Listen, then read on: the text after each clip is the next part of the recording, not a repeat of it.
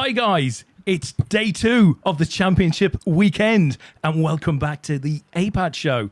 Lee, we have a very special guest this evening, somebody that we know a great deal about. Dan's going to be sharing some hole cards with us, I believe. Yeah, we are going to delve into the mind of a multi-APAT medalist who is aiming to add to his medal collection to go alongside his trainer collection that he's got nicely behind him tonight. So welcome to the show, Dan. Thanks very much for doing this. Looking forward to this. Yeah, looking forward to it too. And finally, people get to see that I'm not the fish that they think I am. It's going to be like looking into Hannibal Lecter's mind. That's what I suspect we're going to see over the next, well, what could be anything from 5 minutes to, who knows, maybe we go right to the bitter end. How many have we left in this tourney, Lee?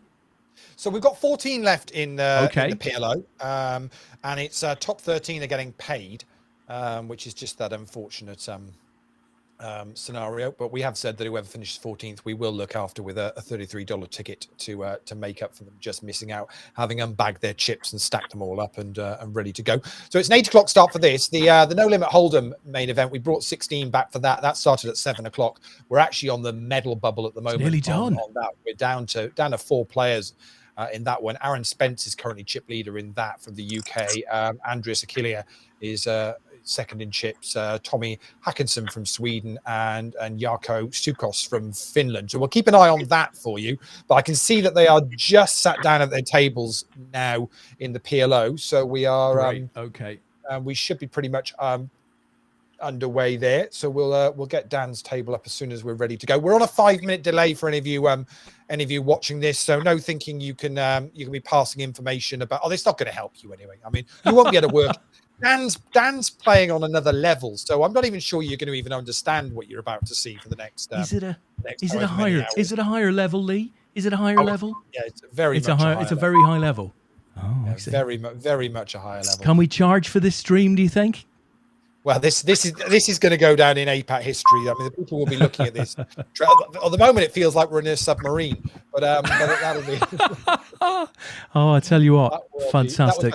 So with the PLO, so we have 14 players coming back. So Dan starts this third in chips with blinds at 3,000, 6,000. So you've got a decent stack here, Dan. Yeah, to start this day 2. Yeah. Yeah, it could be a lot worse. Obviously, being this deep in PLO, you haven't got to go crazy crackers. You can pick your spots and pick your moments, and also pick your opponents, which is quite important at this stage. Especially with certain people looking to ladder at certain stages and sort of staying out of the way. So, yeah, I guess it's just a question of summing things up and picking your spots and your chances when you feel the opportunity arises.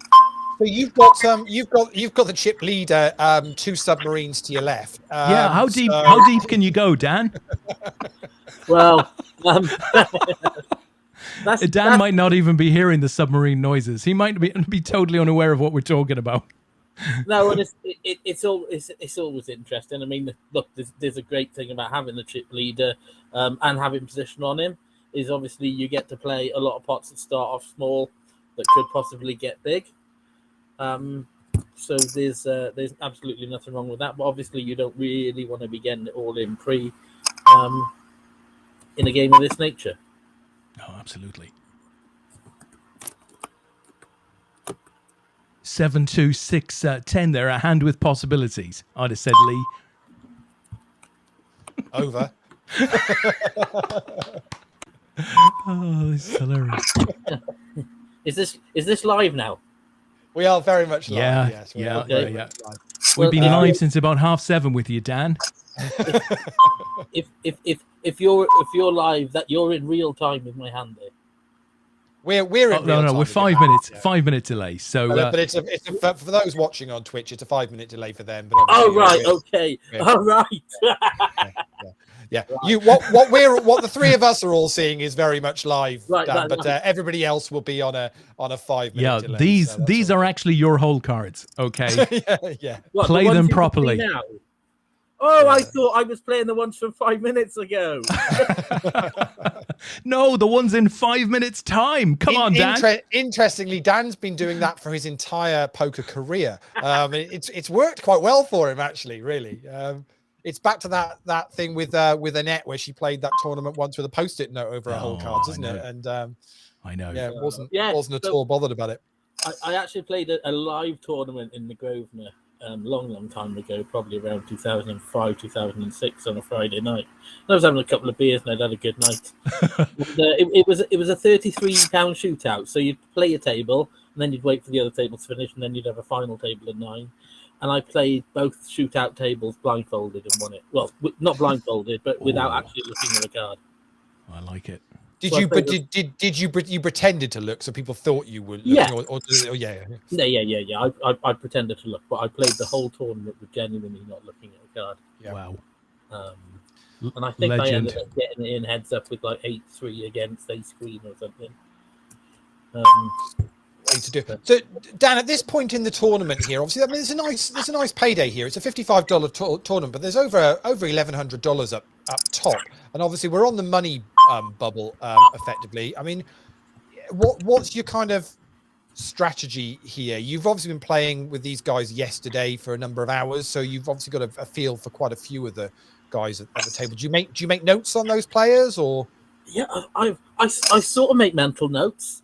So I make mental notes over who's likely to play back at me, who's so we haven't really flopped well here, but we've got the Queen of Clubs.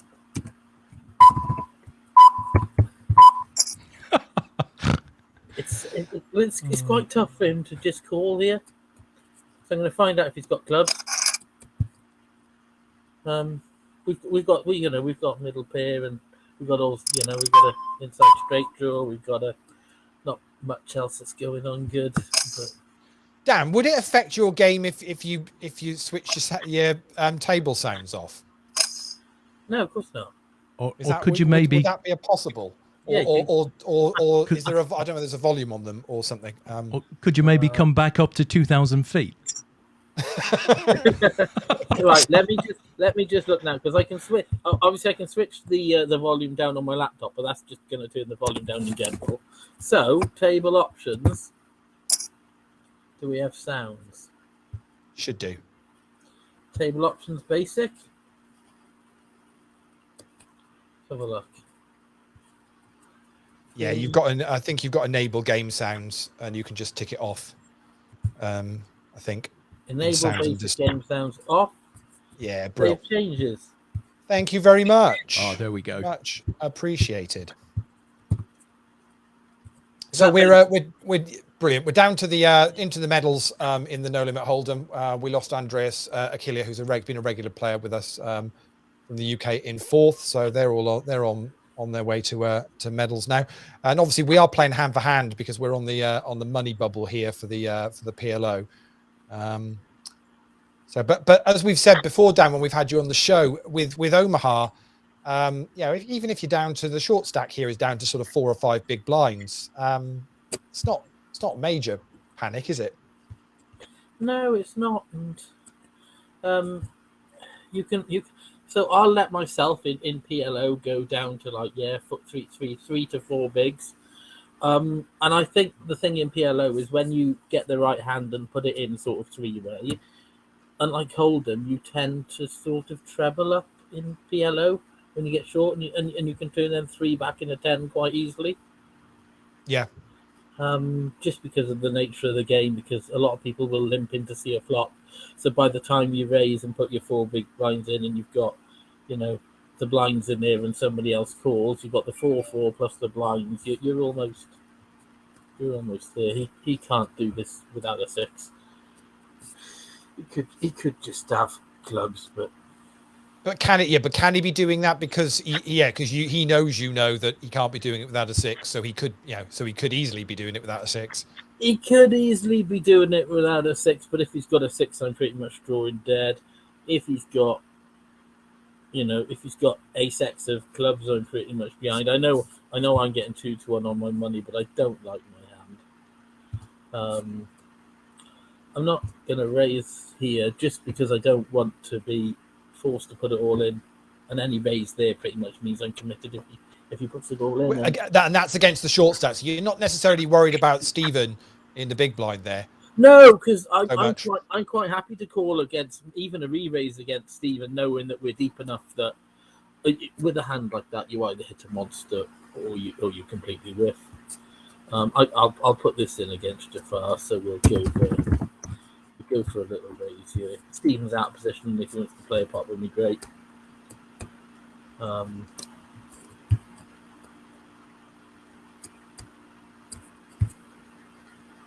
quite happy to take it down. It's not a great hand. Looks far better than it is. But they're the important ones to actually to take those where you can, and otherwise, yeah, it'd be very easy to fold those hands. If you constantly fold all those, you're leaving value on the table, really, aren't you? By not looking to put a raise in every once in a while and mix it up. Yeah, definitely. And obviously, you're going to look here, and Pavel, David, Philippe aren't going to want to be risking their stack and putting themselves at risk while Jafar's still on 7 or 8 bigs, and there's a reasonable, I think, something like $103 or $104 as a min cash. Yeah. 109 actually. Dan, there's another $5 in there. You've missed. That's no, I know it was 132 in the main, but well, the short stack, Clement Heyer, who was the German skipper from the Worlds, has just doubled up on the other table with effectively pocket aces, which means Jafar is now just about the short stack now in this tournament. So there's 2 of them now that are on about 55,000 stacks. So yeah, and obviously it's a short stack, but in PLO I wouldn't call it a danger stack. Yeah, I really wouldn't. There's no antes, and there's no. So you're not under as much pressure. Your chips last a lot longer. You can probably see another 15, 18 hands before he has to put it in. Obviously, we're talking about 3 orbits, aren't we? So they're sat on about 7 or 8 bigs. So yeah, so effectively, yes, you said they've got 3 orbits. It'll be in the blinds in 2 or 3 hands, and then he'll obviously have another 2 complete orbits after that. So there's no real rush for him, I've got to be honest. I know he's not going to want to let himself get super short, but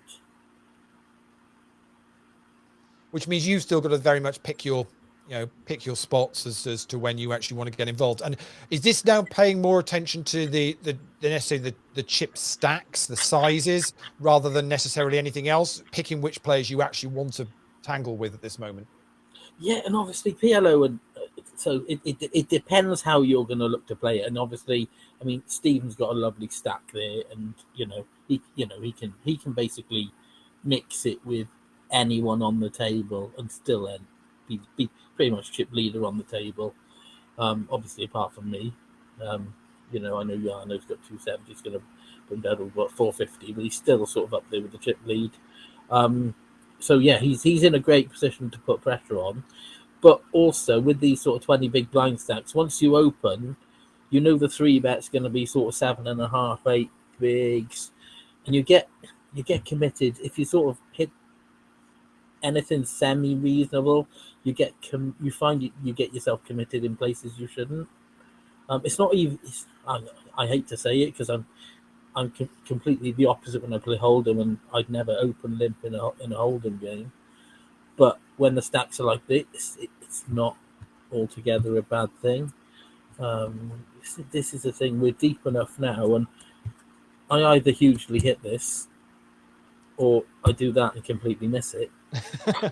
But you've got a pair of queens. But it's an easy one to fold.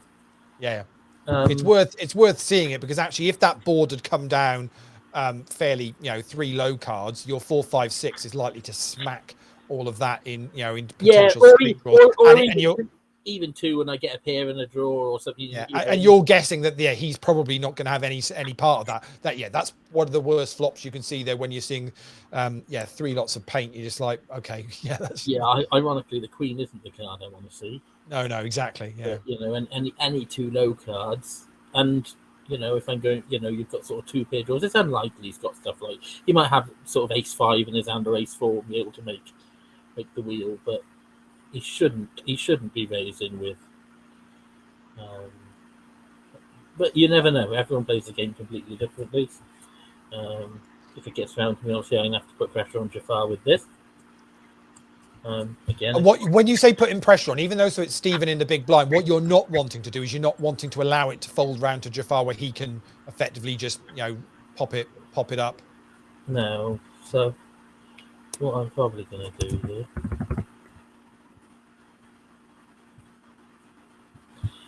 is it's hard for Jafar to continue now. And Jano shouldn't want to be the bubble. So this is very much using the money bubble. Yeah, I mean, Situation. I also want to find out if he's got aces here. There we are. Nice. And again, that's not the strongest of starting hands for you there. No, but it's a great position, and I'm playing against a great stack size. And now you look down at this hand, and this is a hand double suited, lots of draw opportunities on here. Yeah, it is, and I might just call because actually this is a hand that's so much stronger. I'd quite like to play it in position. Wow. So you've got two players in the hand here. So Jano's continued. How do you play this? Again, just steady, yeah? Yeah, I think so.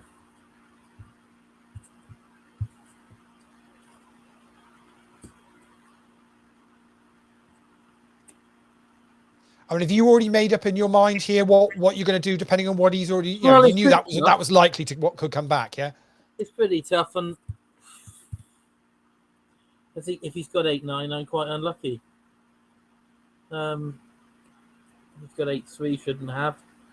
I have to call. Great. Wow. So he had the aces with the spade and has rivered the spade for the flush. Yeah. That's right, perfectly right call from you, Dan, and overplayed aces and has got rewarded on the river for it. Yeah, pretty much. Yeah. I'm not sure why he's check raising me all in on that board. He's almost turned his hand into a bluff. And his flush draw could be pretty much could be drawing dead. Yeah, could easily have. So, yeah. But I guess that's Omaha for you to a certain extent. Absolutely, and because players will overplay certain hands, thinking that it's stronger than it actually is, and then they've got far more outs to get them out of jail at the end of the day. Maybe you see me 3-betting before with a 5-minute delay, and he's not happy and he doesn't believe me.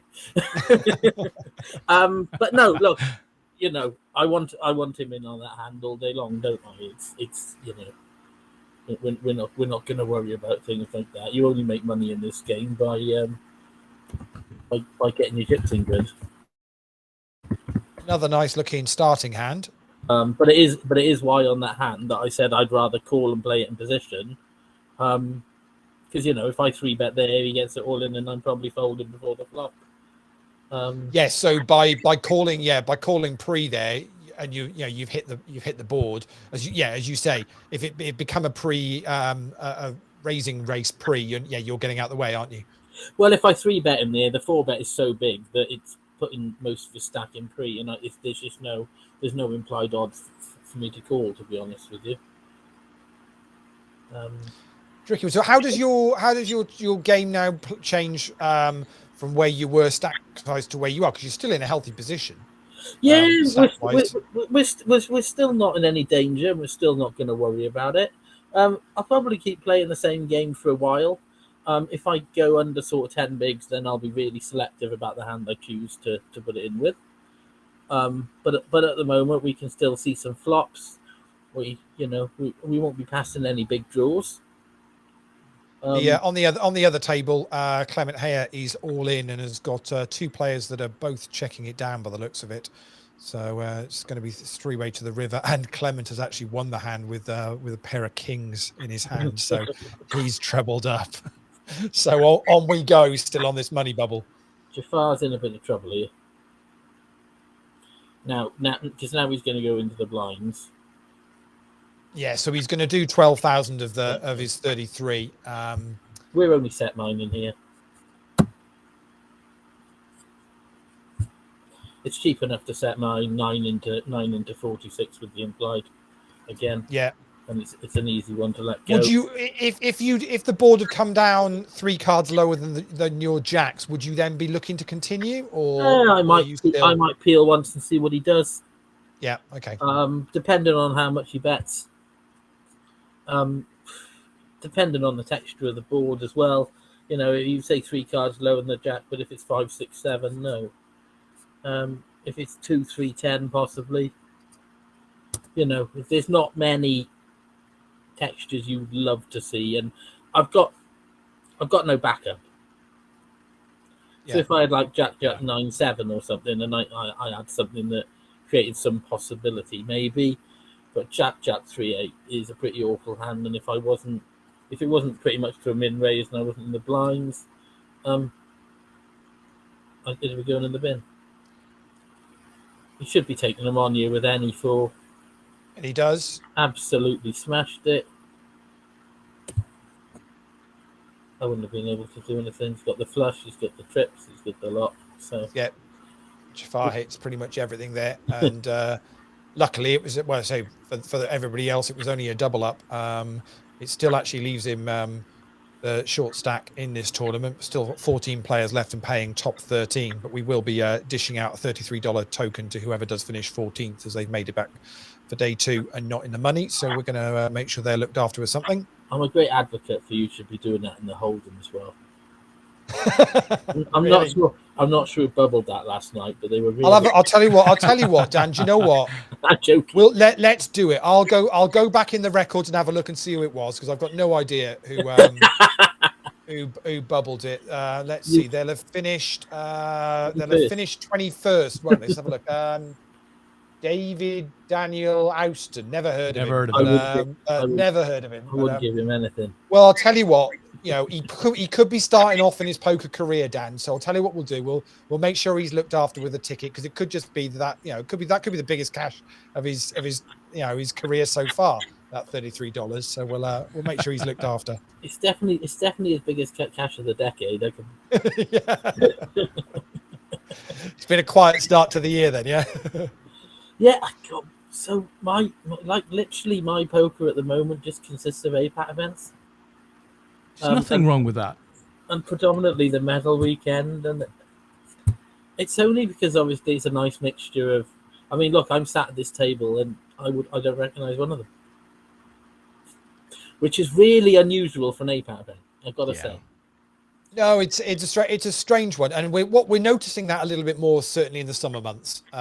With people have obviously got a lot of other things going on, and we're seeing obviously we're not seeing the numbers massively drop. Really, what we're just seeing that is a wider mix of players that are playing, whether it be the daily games in the weekly leaderboard ladders or on a championship weekend. So. Yeah, and like I say, you can see obviously it's especially during lockdown, and you've gained a lot bigger following, especially a lot across Europe. So obviously that's only going to help with the expansion of all these players sort of jumping in on games like this. Yeah, and obviously at some point we're all going to get to meet up and do some live poker stuff. Apparently that's going to be a thing at some point again. Well, yeah, obviously this weekend has been pretty thing, because obviously it's been the events have been going on around the UK pretty much for the first time. Since God knows when.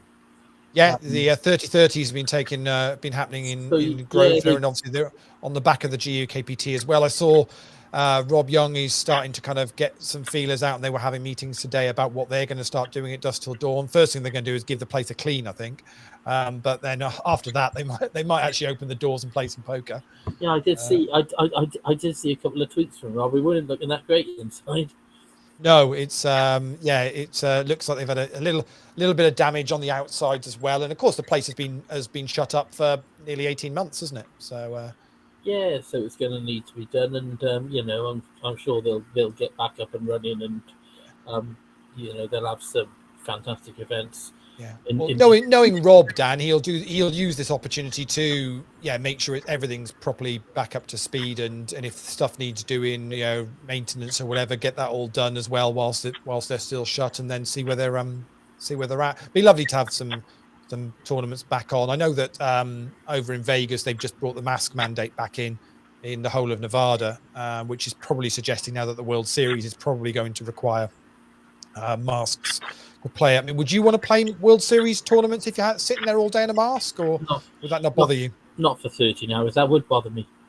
Yeah, that would bother me. I got to be honest. I mean, it's a tough gig sitting there all day as it is, but part of it is it's made easier, where you can have a laugh and a joke and a chill with people, and have a drink with them and whatever, and all them things get made exponentially more difficult when you've got these restrictions.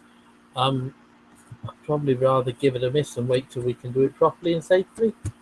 Yeah. And I do think there's been a rush to sort of get it up and running, and if people missed it that much. I've missed live poker, and I am looking forward to sort of getting back to it when the time arises. But I've got a great card. Sorry. What are you hoping here now? Because you're hoping he's actually somehow got a 3 or something like that. It's like a bit of a blocker bet and see if I can get called off. Yeah. I think I'm good, but I don't want it to go too crazy crackers. I think he's probably got a 3. Yeah. So I really want to be paid there, and I want to make it cheap enough for him to have a look. We need to get some of them chips back. So I'm happy enough. Winning really not a small pot, but not it was reasonable. There's a hand I'd normally take a look at with, but I don't really want to play out of position against the chip leader. On the basis there's just at this moment in time there's no need to. Would that change if you were in the money, or it was a final table? Would you then be looking to maybe play that hand? No. Didn't. I won't be folding this. I was gonna say, the minute I saw that pop up, I thought, no, he's going to play this one. I think, yeah. It had a gap. It didn't have a flush draw. I mean, so he's on 35. So if I make it 20 to 1. Are you looking to try and induce Jafar? Well, if Jafar puts it in, I can isolate. Yeah. This is horrible. It's good pressure by Stephen. I can't just fold this. It's too big a hand.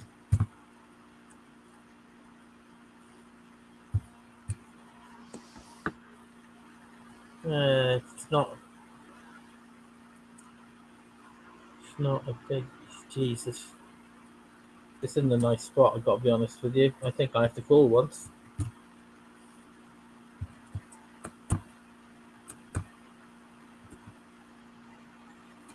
I don't like this at all.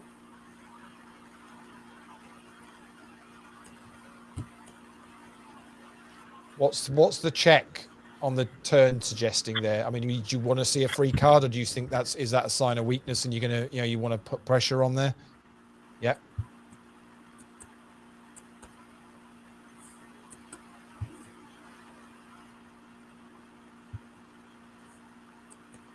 I want to see what he's gonna do. Normally, when it's taking this sort of time, it's a fold coming up, isn't it?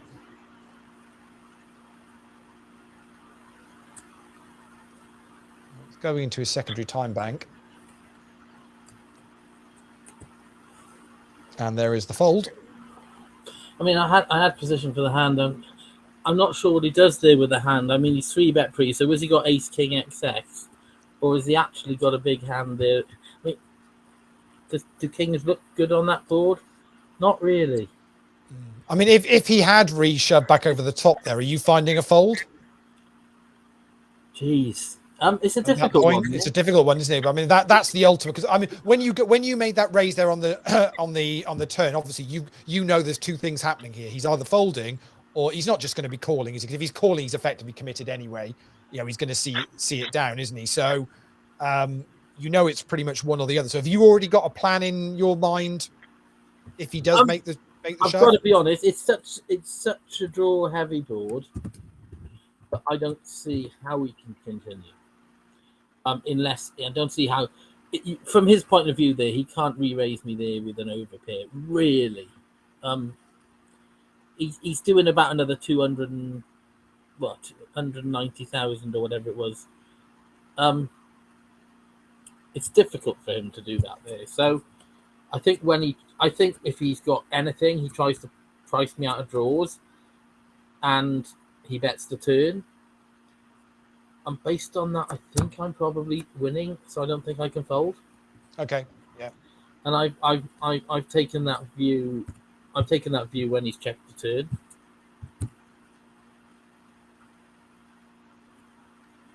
We've got top pair here. We've got a. That can't be a nice card for him, but it's.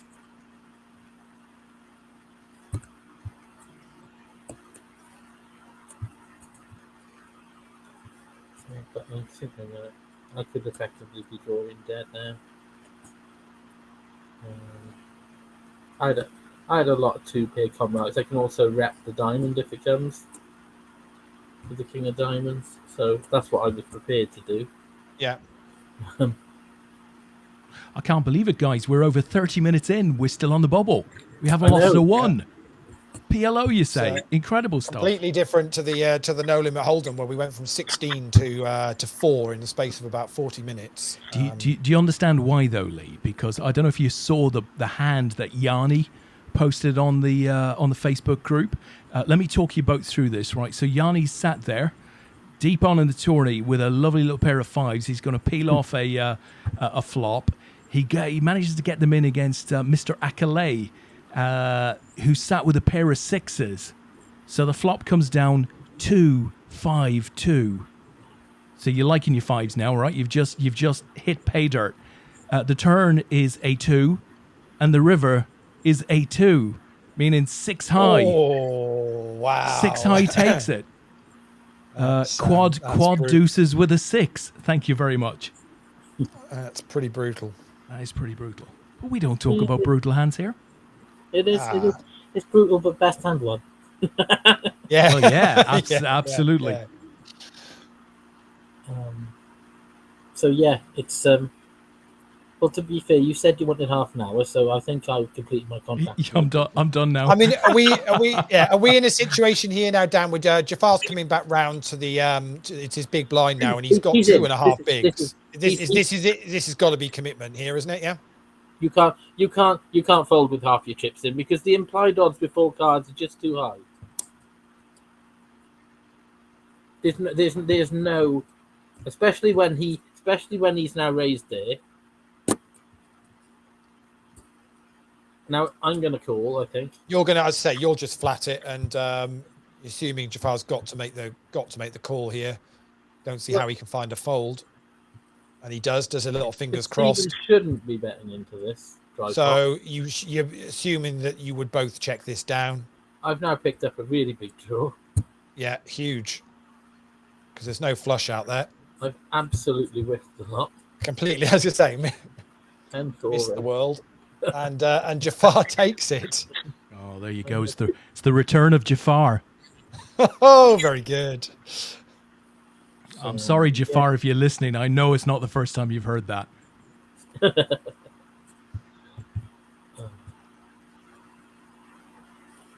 I mean, yeah, that hand pretty much just plays itself completely from the point of view of what everyone was looking to do there, and then it is very much just down to the luck of the cards as to what hits. You didn't quite have half the deck to hit there, Dan, but you weren't a million miles off, were you? No, and like I said, it's difficult. Where Stephen's raised under the gun, it's unlikely he's hit much of that. So it's unlikely he's going to bet into it. So you get to see a you get to see it check down a lot of the time there, unless somebody hits really big. And obviously, I'm not. So it's one of them things where being the chip leader, sometimes you actually want to keep the short stack in, because then you're reducing the middle stacks quite substantially, which is a great strategy. But he wasn't that big of a chip leader to be able to do it there.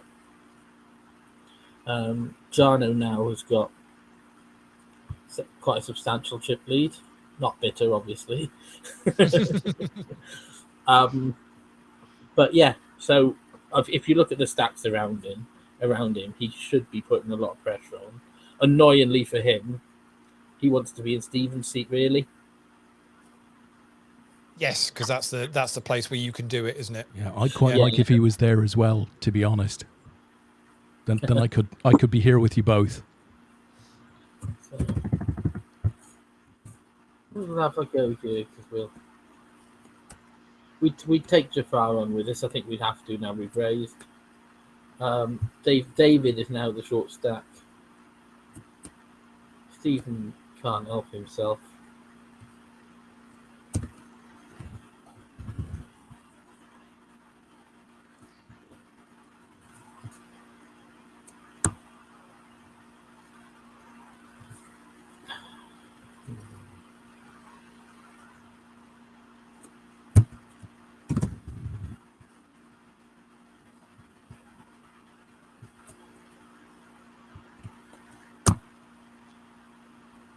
We've missed all of.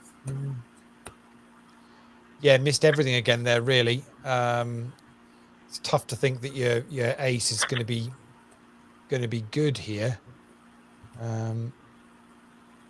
Yeah, and Stephen applies full pressure there. I bet again if it's not for the jack, I think. The jack's a horrible card for me, and the only thing I can beat now is miss spades. Has he made it easy for you there, Dan, by pushing all in?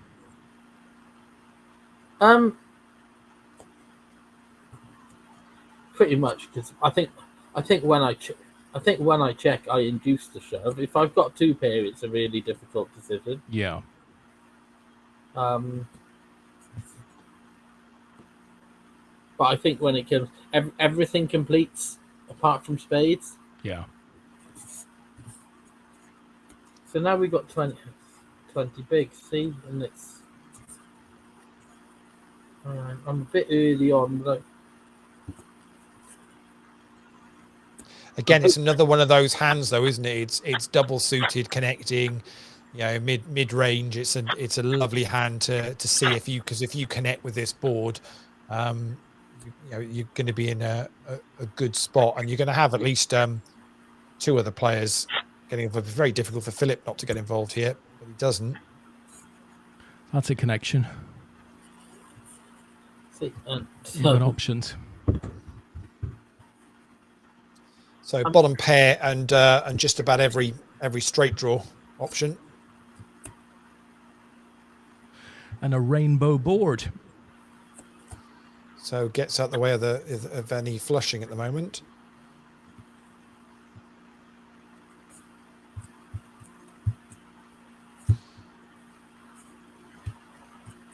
Well, we've checked it to him knowing he's going to do that. We've got the nuts. We have to call if he's got clubs. Yeah.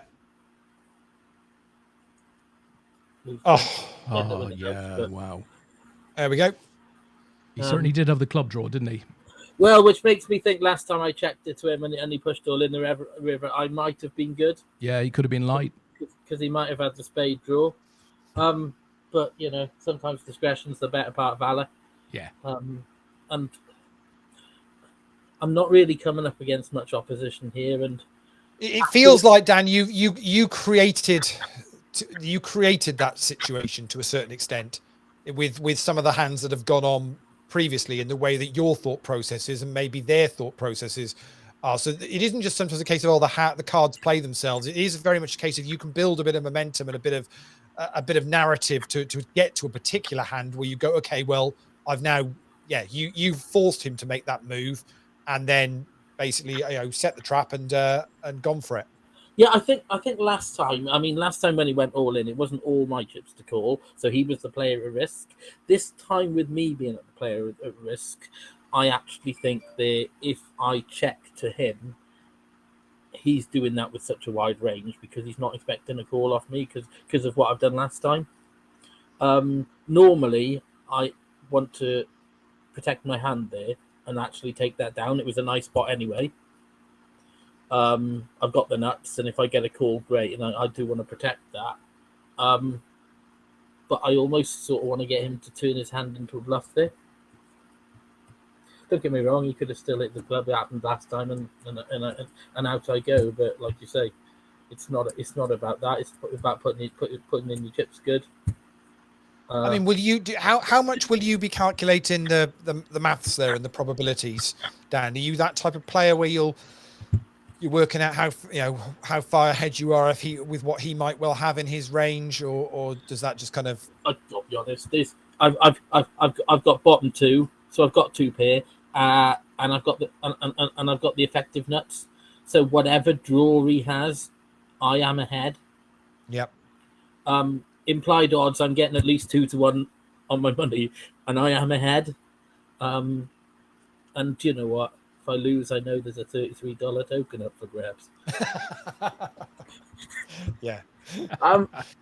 So we shouldn't have dangled that carrot, should we? Really? Yeah. So. No, you don't want to pass what you think is the winning hand.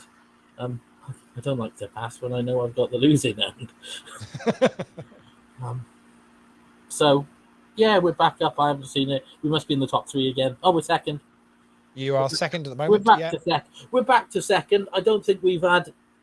I've got to be honest. I don't think we've had great run of the board so far. And I think if things were different on another day, we'd be in a lot stronger position. Oh, we like this. So he's got 48. So half of 48. So I'm going to make it about 26. But you quite happily take either of them on with that hand, yeah? Yeah. I can't be folding that for 20 bigs. I'm sorry, it's just far too strong. Yeah. But it's always nice in a situation like that. You don't know what Jafar is going to do. He's been incredibly tight. Yeah. It's a good spot for him to get up in there because he's almost trebling. Well, not. He's getting 2.5 times his money, and if he puts it in, he pretty knows he's getting it heads up. So he's very often no worse than sort of 60-40. Clement has just doubled up again on the other table through Brian Cunningham, and Andreas is in the small blind with effectively one big. So half his stack is in already. It's folded all the way around to him. So I'm kind of guessing he's got to be putting his chips in here, I think. How does it fold all round to the man with one big? Yeah, I mean, he hasn't even got enough to put, but he's gone to his secondary time bank, so he's looking to time this down. If he realised that it was hand for hand, it wouldn't make a difference. They've got it in eventually. Anyways. And he's going to be rivered in the end, Jacks in the end. So that is going to be the money bubble gone, and it's going to be Andreas Lugusis from Greece, who eventually finishes in 14. So finally, Dan, after 43 minutes of play, you're all in the money. Congratulations. Yeah, it took its time, and I'd expect the dynamic to change considerably now. Yeah, I think that makes sense. And I see we're heads up, Lee, in the main event. Aaron Spence against Tommy Hackinson. Yeah, and Aaron's got a sort of 2-1 chip lead at the moment on Tommy. They were kind of level about 10 minutes ago, but Aaron has now taken a bit of a chip lead, just over 2-1. As Dan straight away gets it all in. What a time for Jafar to wake up with some aces in his hand and an ace he's on the coming flop. back again. Yeah, that's what you want to. I mean, in a way, though, I mean, he's played that short stack pretty well, hasn't he? Really, brilliantly. Yeah. He's put his chips at risk once. Yeah. Oh no, twice. Once he was heads up, blind on blind, and then we had the 3-way where we checked it down. But in 45 minutes, when he's spent most of the day on 6 and 7 bigs, And he's only put his chips at risk twice in 45 minutes. And so that's what I was saying about the short stack at Omaha. Because now if he puts it and doubles up, he's effectively on like 250 and not far off average stack. Yeah. So by not panicking and not not feeling like, oh well, I'm committed to this, or I've got to do this, actually has managed to avoid missing out on the cash and has now got a stack. Yeah, and to be fair, at no point has he been wasteful with his chips either. He's been, he sat there and he's played exactly the way he should have played with that stack. To be fair,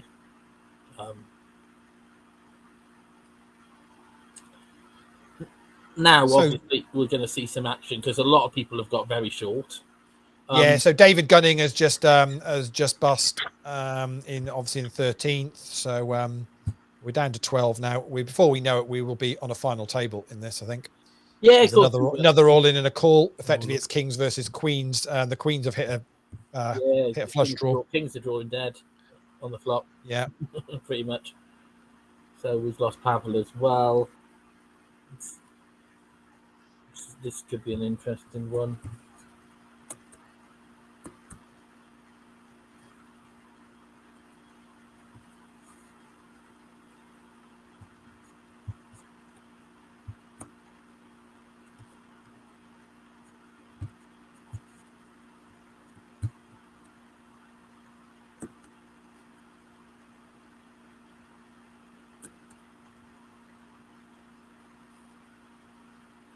Yeah. I think my Kings are good, but I was hoping Jafar was going to come in there, but he's been, as I said, he's been incredibly tight. There's no need for him to. Also, Philip straight raise was a full pot there, which is. I meant to say yesterday, Des. So during the Deep Stack Championship that Tony Ross won, we have one of the most aptly named poker players I think I've ever come across. We've had some good ones over the years, but finishing 12th yesterday is a player from Germany called Jonas Degen. Surname is Degen. I just thought that absolutely perfect. Yeah, fantastic. I've seen that before. Yeah, it's yeah.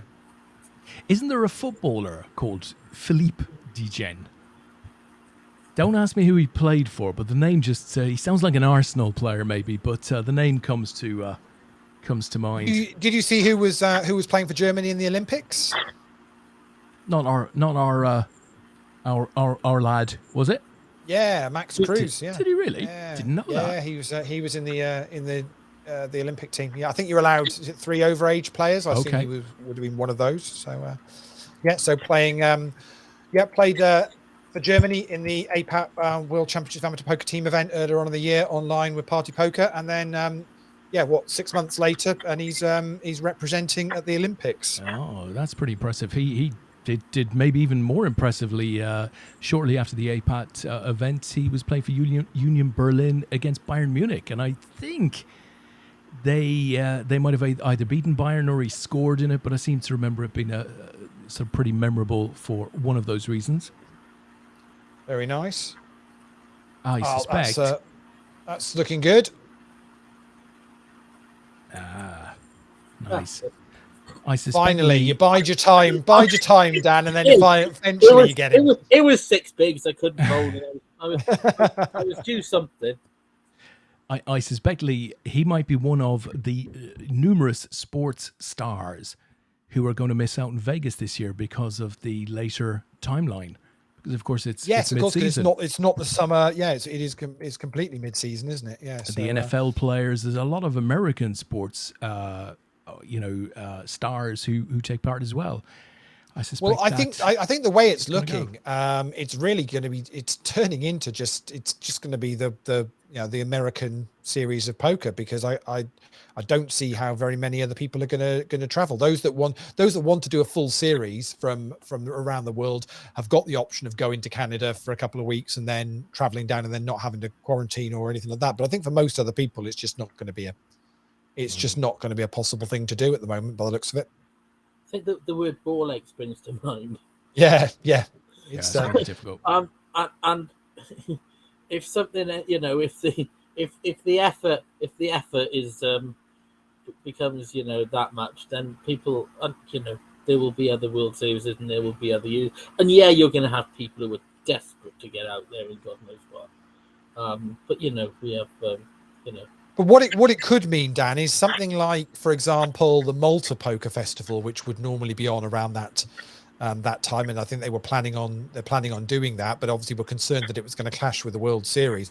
Well, you just might find that becomes a super event. Well, apart from being possibly a super spreader event, it becomes a super event in Europe, and a lot of the players will just go, well, actually we'll just go to Malta and play there. and actually a lot of the players will be thinking, well, I want to play a nice event, but I want a holiday as well.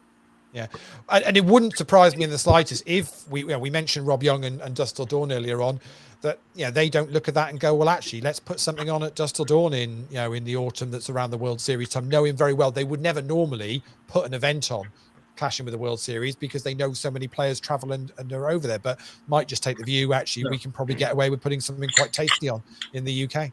Although by now the World Series are safely finished and we're all back in our beds in the UK. Yeah.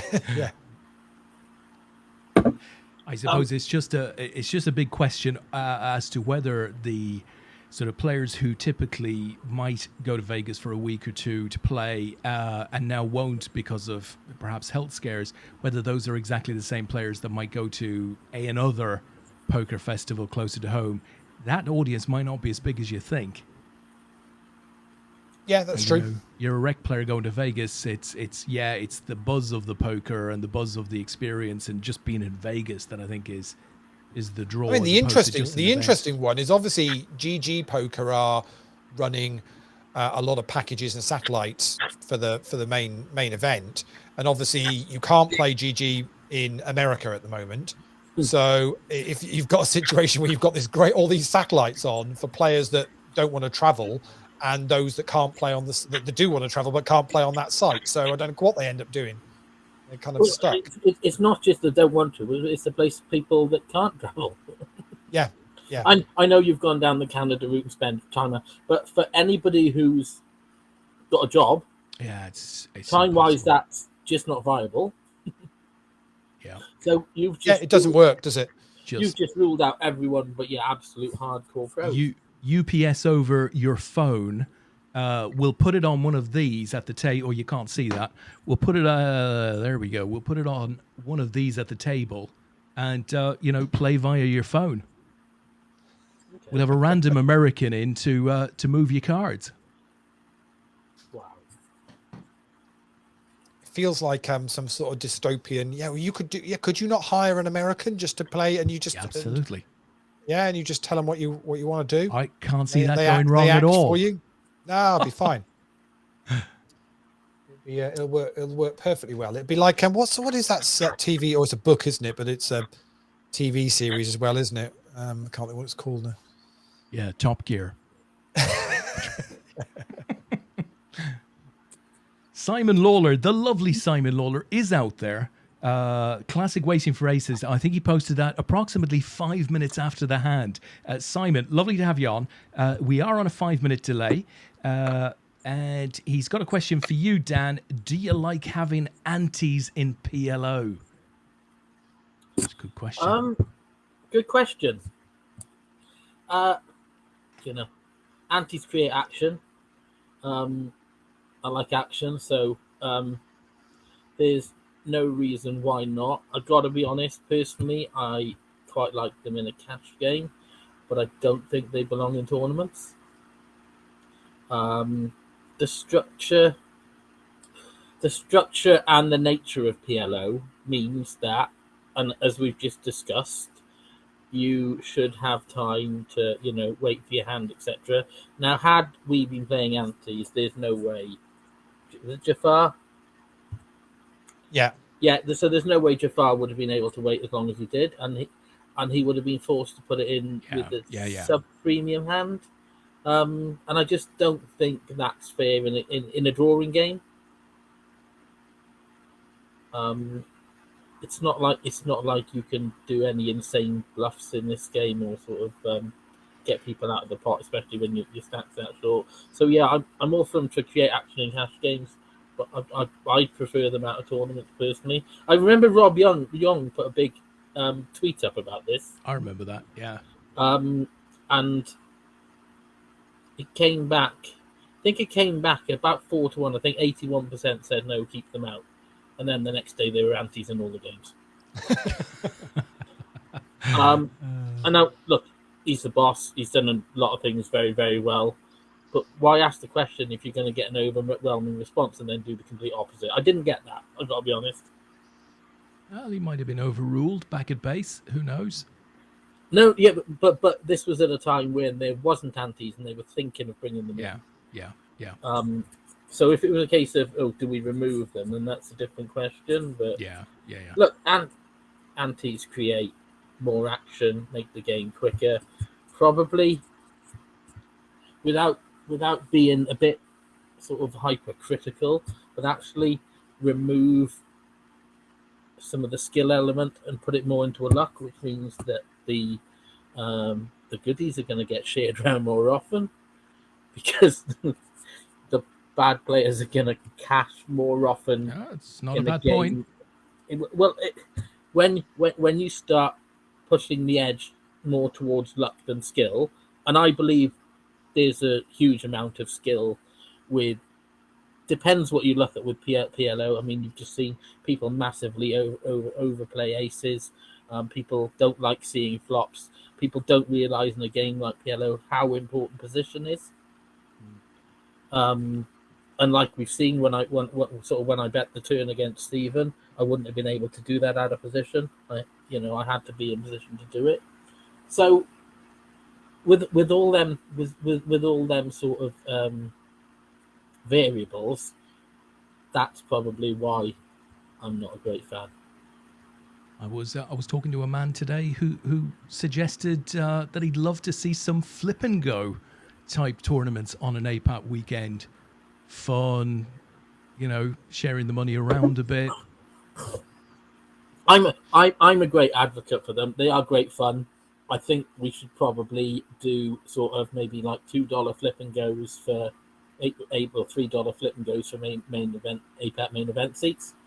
Yeah, maybe run them as maybe run them as a sit and go flip and go. So you need 30 for it to run, and when it hits 30, it just starts and goes over. Yeah. And obviously, So basically, just as another way, a fun and cheap way to get in the events on the cheap. And to be honest, there would actually be nothing wrong with actually having a flip and go tournament, as long as it was I don't think you could ever do it as a reasonable amount of money. But if it was kept at a fun level, it would be quite it's not going to take long. It's not going to take a lot of dealers. I tell you, what I quite like about it, Dan, is the fact that, for players who would be starting with APAT or relatively new to poker or whatever, it's a great icebreaker. Right? You're going to stand around the table with 9 other people and just have a laugh. And there's something about it that just brings you into the fold. Yeah, and it has to be one of them things where, we're at an APAT championship weekend, maybe, maybe we hold one a day, either maybe, sort of before the event starts, sort of 15 minutes before, and do something like that for people to sort of get as I say, get involved in a little bit of a warm up. It's not anything I think would ever be, it's not. I know people who play the 3-handed ones on PokerStars now for a living. Oh, absolutely. Well, I mean, it's mad, but if it gives you a bit of fun. Yeah. But you find people will do that. I mean, I was sat this afternoon, and I sort of had 20 minutes to kill. And I was just doing some updates on some poker sites, and I was updating on one site, and just thought, oh, actually, I've got some money on there. I'll just play a €25. One of their 3-handed spins. Up came €125. 20 minutes later, I'd won it, and added another €100 into my account. Happy days. And yeah, because you've got a little bit of time where you can play. Not everybody's got hours and hours and hours to play. Play tournaments. It's a case of I went through a stage. I went through a stage in my life, and I got to be honest. I think it would have been about 9 years ago, and APAT had an association with, at the time, 888 poker. I think it was only a one season thing, but I think I ended up complaining to 888 because I think I put something like $1,000 in, won $100, and ended up cashing out for less than I'd put in. So I pretty much had it with them, and anyway, they basically sent me like $50 as a please keep coming back to play with us. And they had these little tournaments at the time. I think they were like maximum 6-handed, but you could sit with minimum max of 5 big blinds. Oh, holy okay, God. yeah. Wow. So I thought, sod it, I'm going to play a 5-10 table. I've only got $50. Sat down, put it all in, ended up 3-way, probably won the pot and whatever. And I'm like, oh, I got $150. So I'm still annoyed. So I sit down at 3 of these tables and win a few, lose a few, win a few, and I think end the day on something like $800. So they gave me a free $50. After doing this for 3.5 weeks, I had $33,500. What? From the free $50 they gave me. Wow. The rate points were insane for doing it, so I ended up with an iPhone, a laptop, and something else. And God knows, yeah. See how well that worked, because 10 years later, you're evangelizing for them about that $50. It works superbly. The irony with this is, if I put it in and lose my first one, I never ever play that game again. I know. Yeah, it is ironic. Oh, and it was crazy. I think you could play up to $25.50 and sit with $250, and you could get it in literally every single hand. But it's really good for learning your push fold and your shoving ranges and your calling off ranges. Yeah, it does make a massive. You say you do have very much as a concentrating, and you and because it's a lot quicker as well. It just tightens in on your thought process and not overthinking things and just going, right, okay, this is what I should be doing in this situation, and basically making those moves. Yeah, it was a really interesting game, to be fair. Interesting flop here. So you've hit middle pair, and obviously it's blind on blind here. So I was going to say you surely you're making at least going to call once. You've now hit 2 pair.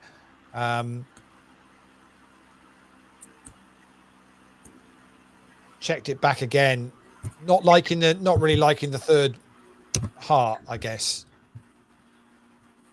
No. We hate it so much we're going to bet. I don't think he's loving the third heart. So is that just having the confidence there, Dan, to go, okay, it's probably not helping either of us, I don't think. So whoever bets first is probably basically just Yeah, and if he does pop it back, you can let it go at that point. If he pops it back, then of course I let it go because the backdoor straights come in, the backdoor flushes come in. I think my 2 pair might have got ahead, and I might end up getting a call. You say it's a 5-minute delay, so when are they going to see these? The fact that he fold, I actually still think when I'm betting there, I think I might get a value call. It's such a small bet; it's about 40% of the pot.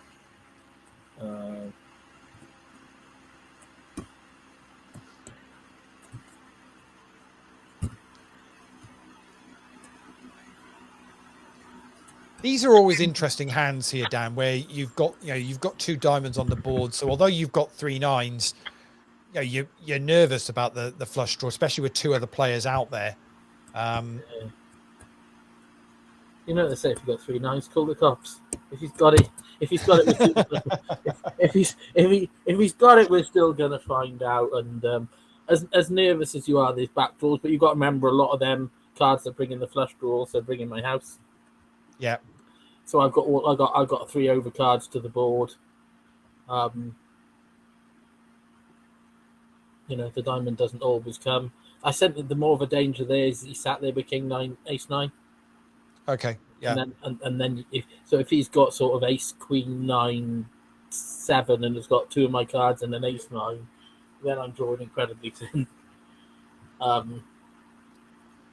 So over on the other table, Clement Heyer finally runs out of luck, and Conrad Nikken from the Netherlands has bust Clement, which means I think we are down to 7, which I think we're going to be on our final table here, Dan. So you may well have to reshare your table when it jumps across. We'll see what happens.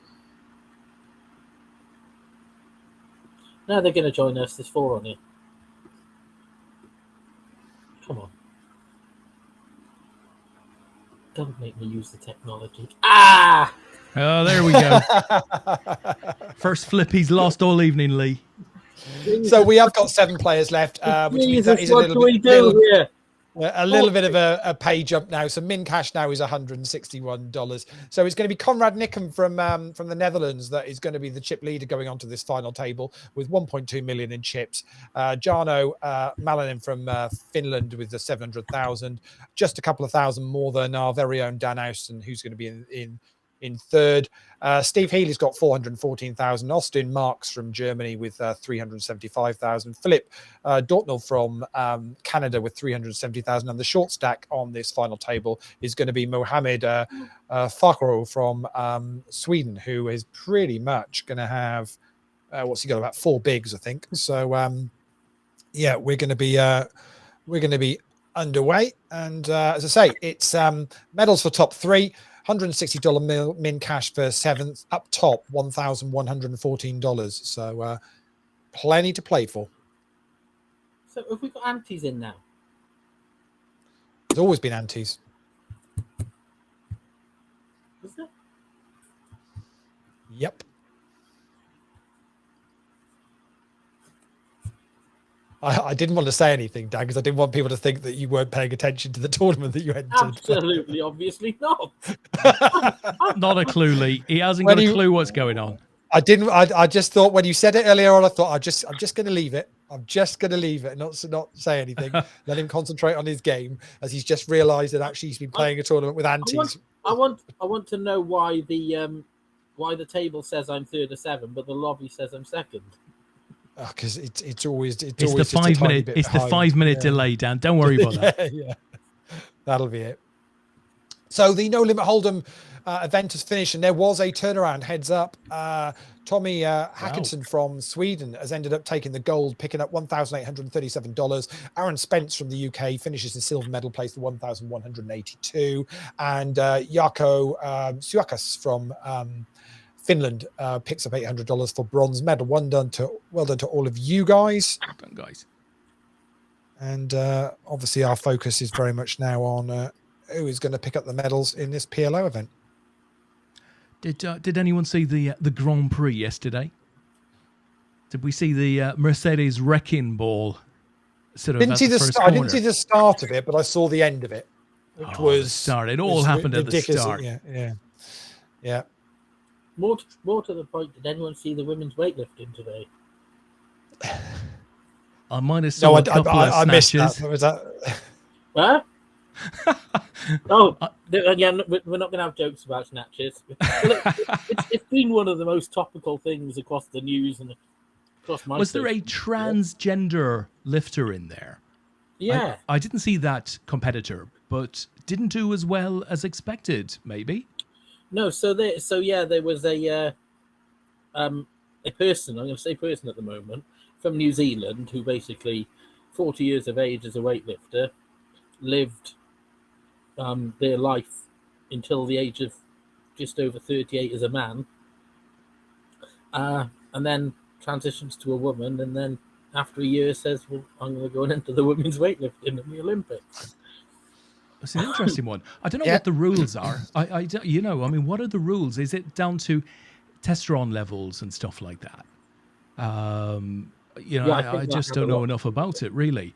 But certainly didn't perform as you might expect a male competitor to have done in a female event. So, hopefully that suggests that the criteria is good. Because if a man wants to become a woman, that's fine. These days, that's totally fine. Yeah, it is. It is absolutely acceptable. There's no problem with that. Should they be competing in sports on a level playing field? That's a whole new. Yeah. That's a whole new ball game. Castor, is it Simika? Caster Semenya. Yeah, okay. She was the big case going back a few years ago. Great athlete, and of course, sort of had a lot of challenges, as you would expect. I mean, going through, it's not easy to be the first or to be early on in that type of change. Yeah, but I think the difference that is actually Caster Semenya wasn't transgender. Yeah, I don't know. I don't know. No, I don't think they were. I think it was just a case of Caster Semenya was actually a genuine woman competing in women's events. It just happened that biologically, I think because of her training and because of all the drugs that were pumped into her, she had an abnormally high level of testosterone. Ah, okay. So much so that she almost blew an Adam's apple. Yeah, that's quite a different situation. And she was almost like genetically performed to be a super athlete. So it's super complex, the whole thing. I regularly have chats with my daughter about this because it's just a topic of conversation that comes up.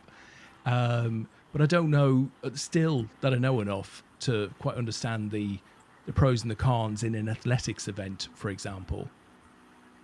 Just don't know enough. But I thought it was probably a good thing that that athlete didn't win today, because that sort of helps the cause of transgender athletes, I would have thought, rather than absolutely hurting it.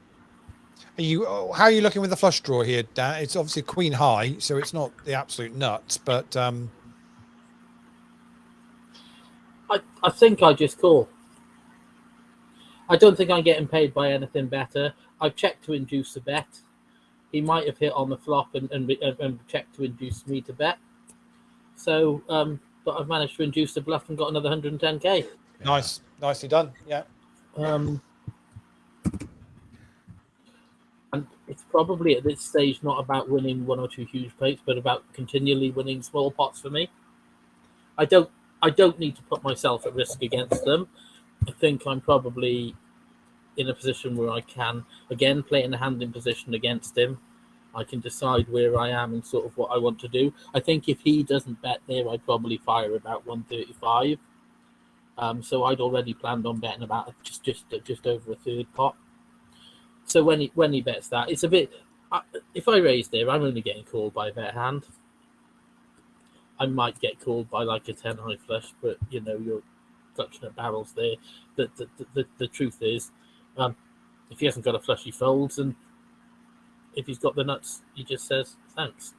So there's no benefit in me doing it really, and I think a lot of people there get overexcited that they've got a flush. I never get excited with the non-nuts in PLO. Yeah. I've been burnt too many times with it, so it's. Simon's just come back in the chat. Obviously, we're on a 5-minute delay, so if you pop anything in the chat, we are 5 minutes before we get back to you. And it's just literally gone. That's why I asked, LOL, regarding the antes. So yeah, sorry, Simon. You're next week. Apparently, they're going to get somebody on the show who knows what they're talking about. I'll go this picture. I don't know if either of you saw that film with Matt Damon where he was landed on Mars and he was sort of stuck there, and he had to get a box of letters and sort of put them around a camera, and it would take a considerable amount of time for the image to get back to Earth and then the message to get back to Mars. It feels a little like that at the moment with Simon. Yeah. Apologies that we are so far behind. We can have a look with this because we can. It's double suited. It's got a little bit of potential. We've absolutely smashed it. Yeah, I mean, to be honest, you've hit bottom pair, which is probably better than Jano's done. So I can understand firing out a bet here, but it was quite a quick call there. Does that now change what you do? It does, because it's a check. Yeah, definitely. And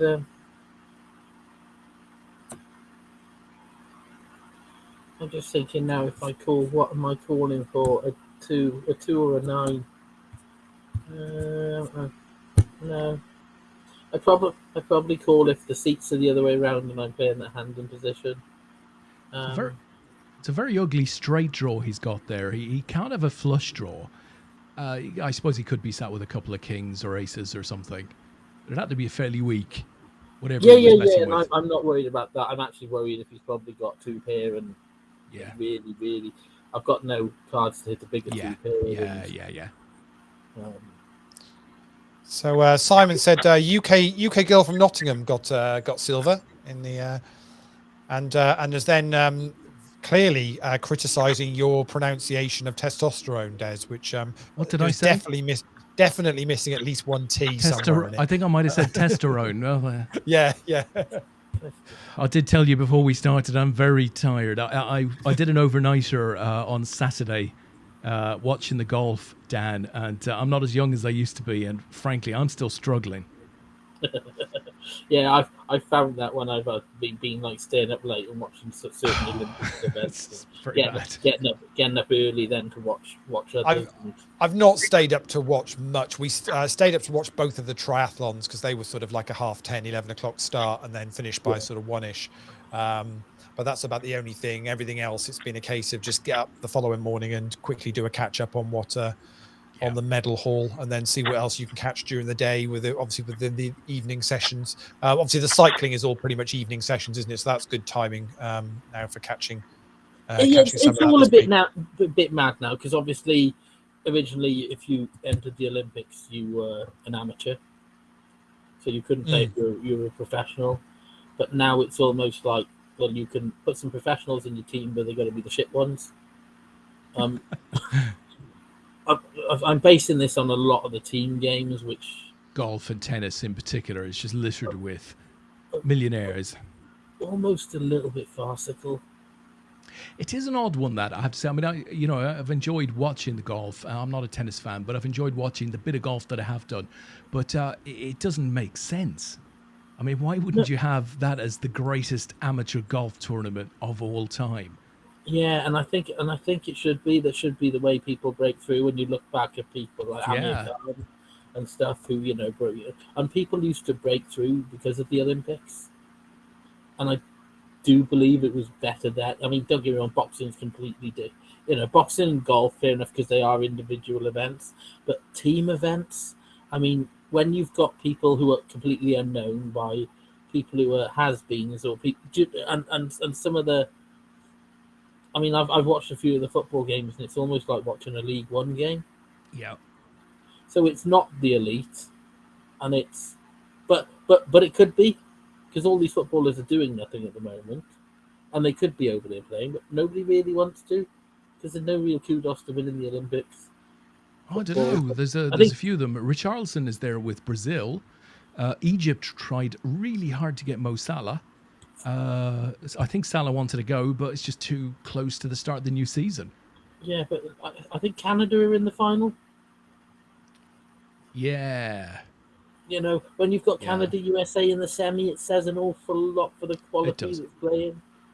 I said last night on the show, Dan, I'd love to see a new revised kind of football tournament, which is maybe a 6 or a 7-a-side style, kind of as you get at like your 5-a-side leagues, all over the country, with mixed men and women in the same teams, and just completely reinventing what the football Olympics is. And it's not just a replica of 11-a-side being played over 3 weeks or whatever. It doesn't add anything to me.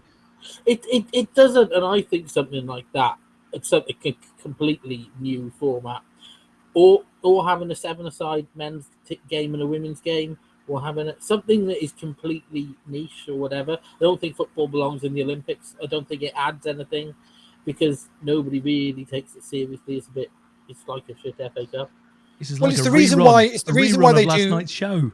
But it's the reason why they do the rugby sevens and not the full, the full 15s rugby Yeah. game, because it would be very easy to do the full 15s rugby game, but actually rugby sevens it's faster, it's shorter game, it's there's a lot more going It's a on. different So dynamic, and people don't play it all the time. Yeah.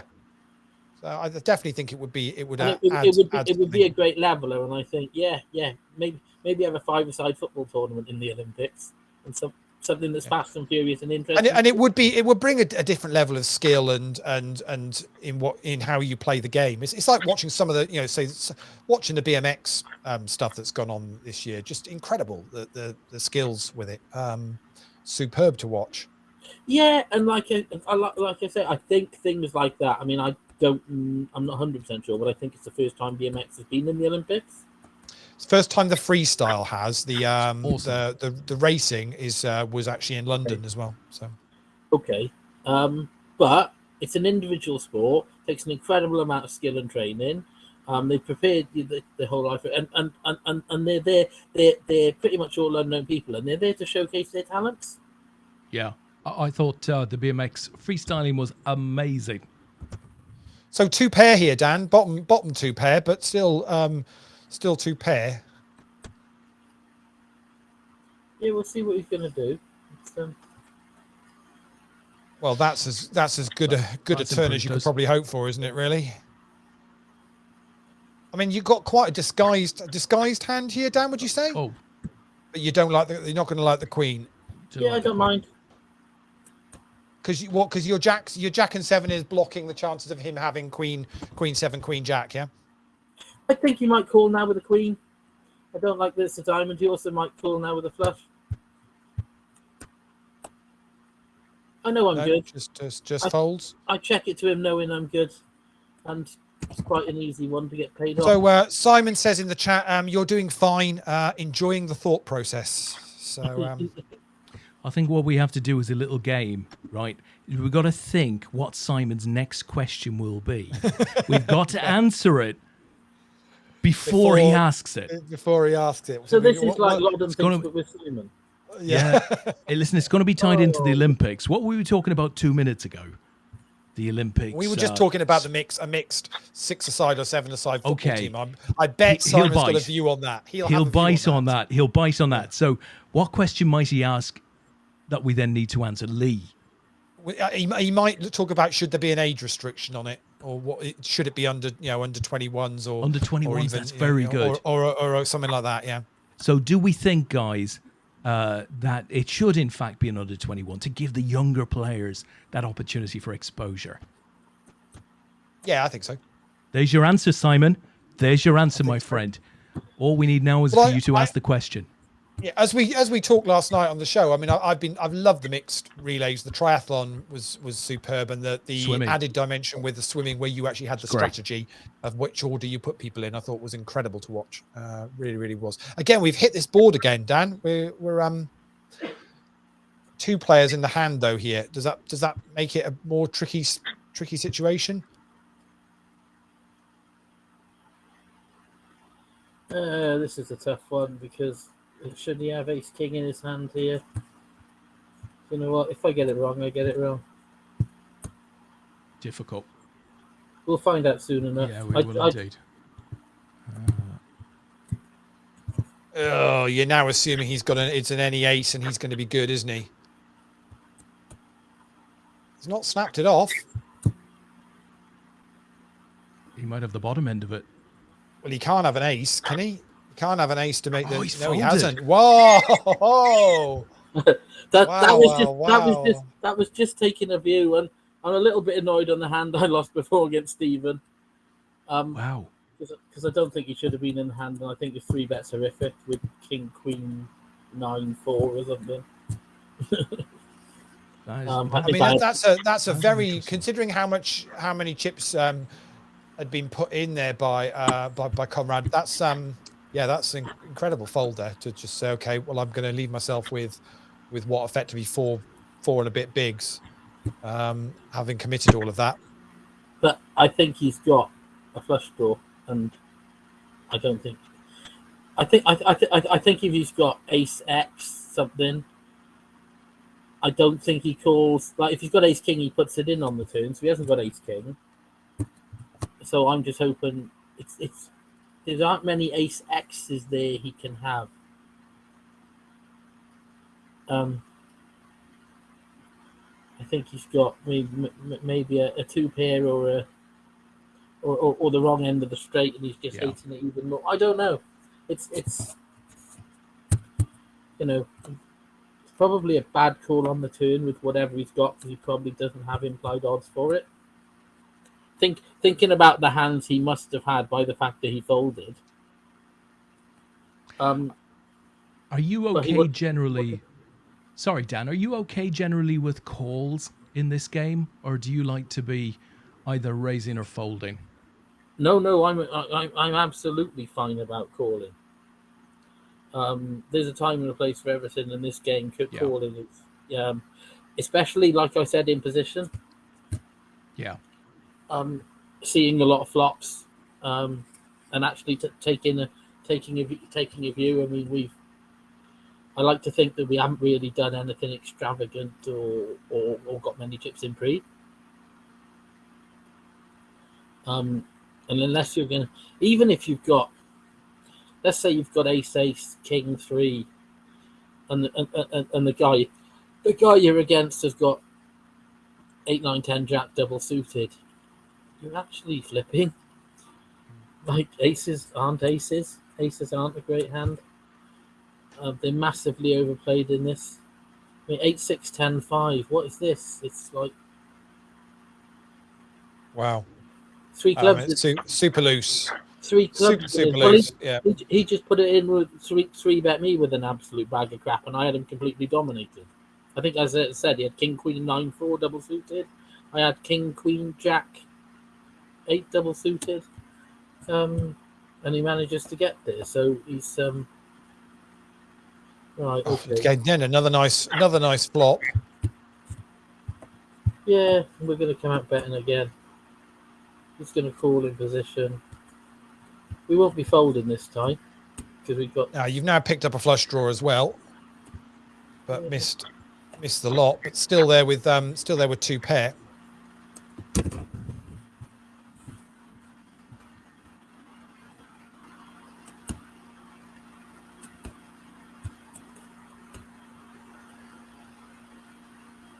He's called, and I think he's called with an 8, and obviously I've got the 8-3. Wow. Yeah. He's thinking his 2 pair is his 2 pair is good 8s with the 2s. Yeah. And again, I'm not a huge lover. This hand looks far better than it is, so I'm just going to call in position. I mean, what are you hoping to hit? I was before the flop came down there. What are you hoping? A king or some diamonds? Yeah, is that pretty much Yeah, I mean, even if I don't hit a king or a diamonds, I'm quite happy to continue on a Queen 4-3 flop. Yeah. Too many 2 pairs, too many nice draws. If he's got 8 9 10 Jack or a pair in the club, I'm so far behind. Yeah. It's a cheap flop and it's an easy one to let go.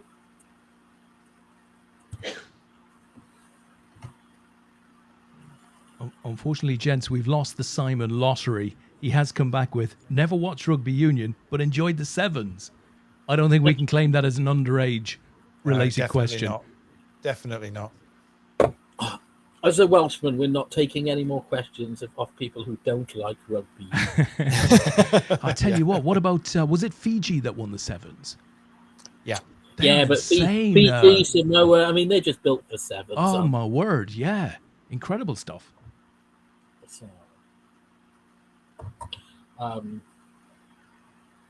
Yeah, I didn't actually watch any of the rugby at the Olympics. I didn't see much either, I have to say. No. It was over. I mean, it was again because they're short games, so they it can be played fairly quickly over a few days. It's another way. It's one of those where again, if you're not, I think the GB men's team lost in the bronze medal game, and I think the women's team did exactly the same. Both finished fourth. And it's not like the boxing whereby that gets you a bronze medal. It doesn't work like that in most of the other sports. I like the high jump myself. There's a couple of golds up top. It's the way to do it. Oh, but that's great. I love that. It's great to see. It's probably definitely. Oh, we might have to do something here. Fold round to me for that. Is he gonna? You'd think somebody's going to raise it up here, and there is just a call I'm out of position. from Conrad. I wouldn't normally do this, but my hand is going to be quite disguised.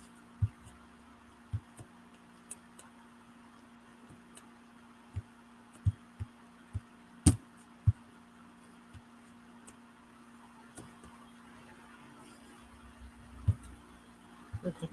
Oh wow! It's an easy one to let go. Yeah, and he could quite be limping in with the 7, 8, 9, 10 or 7, 8, 9 X, and it's and you'd be so far behind with your aces. Again, aces look good pre, but as always the way when we're watching the Omaha, it's very difficult for aces to improve, isn't it? It is, and honest to God, there, if he'd have raised, if he'd have potted it, I'd have 3-betted, knowing that I can get 400k in, and he's only got something like 200 back. But I want to get over 50% of my chips in pre if I'm gonna take them on pre with it. I don't want to get a quarter of them in pre and then see a shitty flop like that. And we've got to have a stab.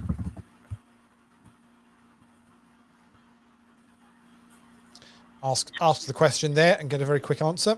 Well, it's an easy one to get answered. Tell you what, the deck is smacking you in the face here a bit, Dan, isn't it? Hey. It's not these hands that have done me any good. No, it's very true. That's a nicer looking flop for your aces this time, isn't it? Yeah. Absolutely. Yeah. And your experience of playing against Stephen, the queen doesn't bother you as much because you're blocking it with a little bit with the fact that you've got a queen in your hand. I'm not bothered about the queen. Pot. I've still only got one pair.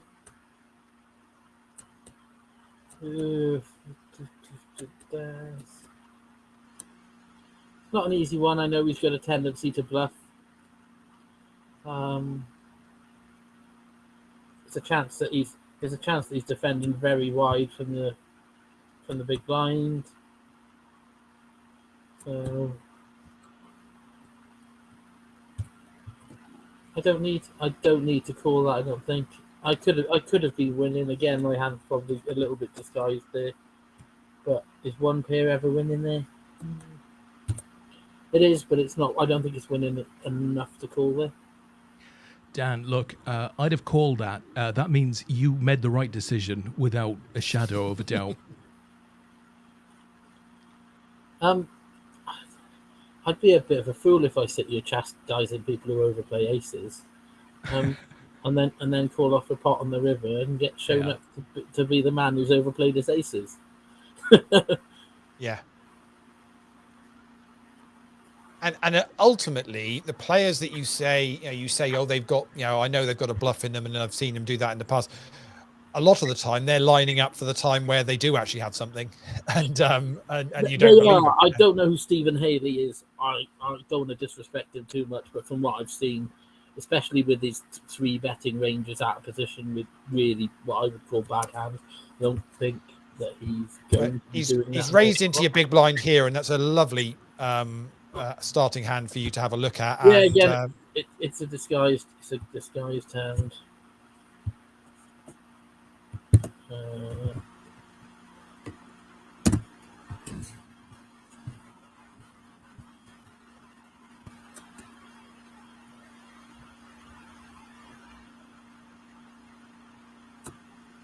Yeah, we'll get a couple back, and we'll get them back slowly.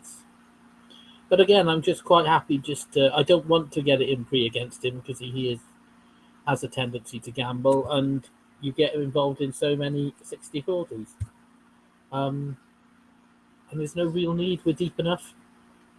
Yeah, you're not in a position at the moment with blinds at 15,000, 30,000. You're chip leader with nearly 40 bigs. Yeah, So there's no. nobody's really crazy shallow. Even Yarno, he's got 11 bigs, and in PLO, that's nowhere near a danger stack. Yeah. He won't want to go under sort of 180 at this point, only because there's nobody else close to him.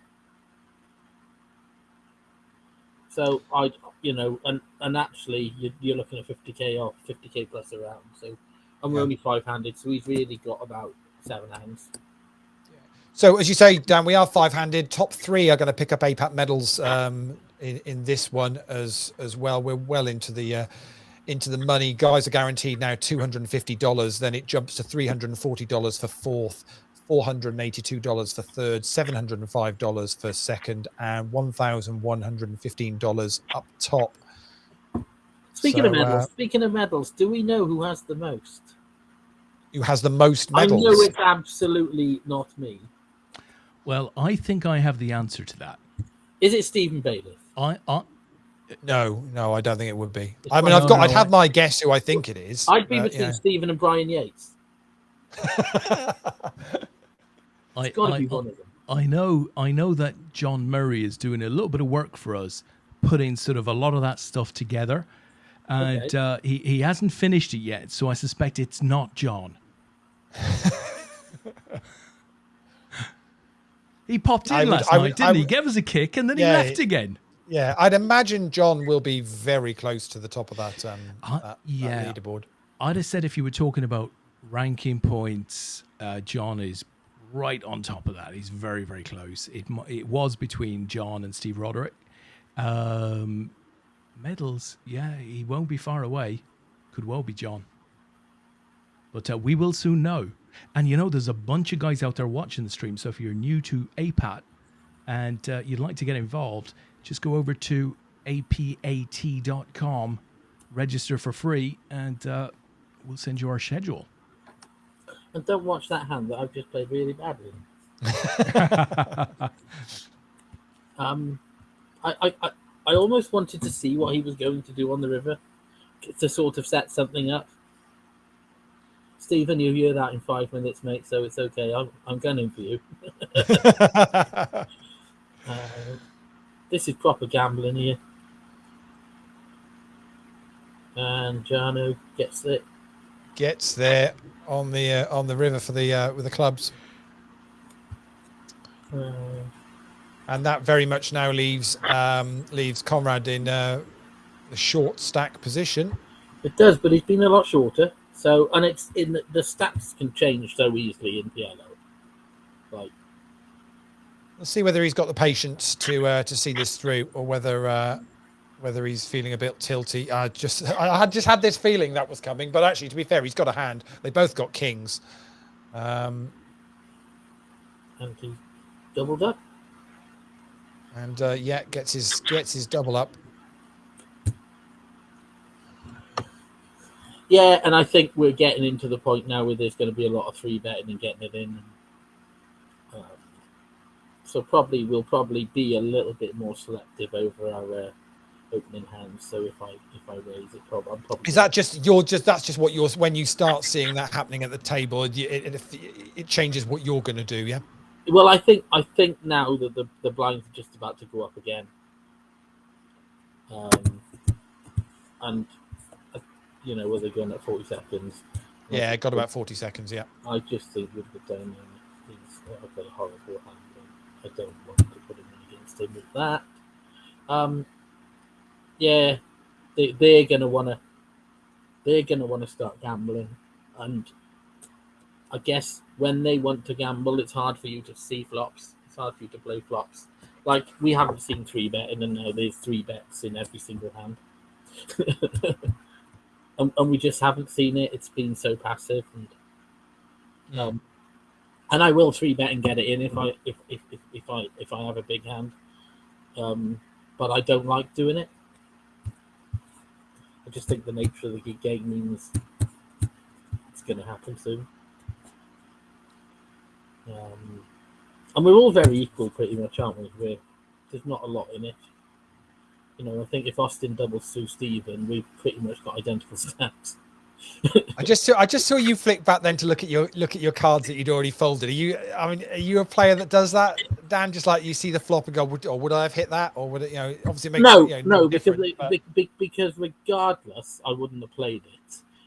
yeah. Sometimes I just went to check that I'm actually looking at the right cards that I think I folded, and right, okay. because I folded that pre. Yeah. And sometimes a hand that looks really bad effectively isn't that bad. And I'm talking about an Omaha hand, like so 4, 6, 7, 8 with maybe, I want to say with the suit, but you never want to hit your 7 high flush draw or 7 high flush in Omaha. But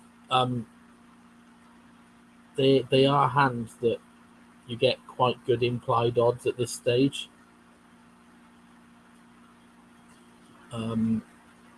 And you will also get people massively overplaying certain hands at this stage.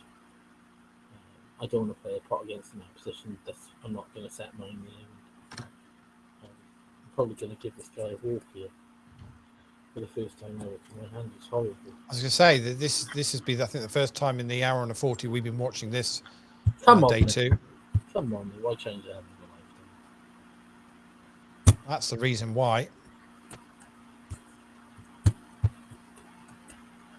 He's got to have a stab, hasn't he?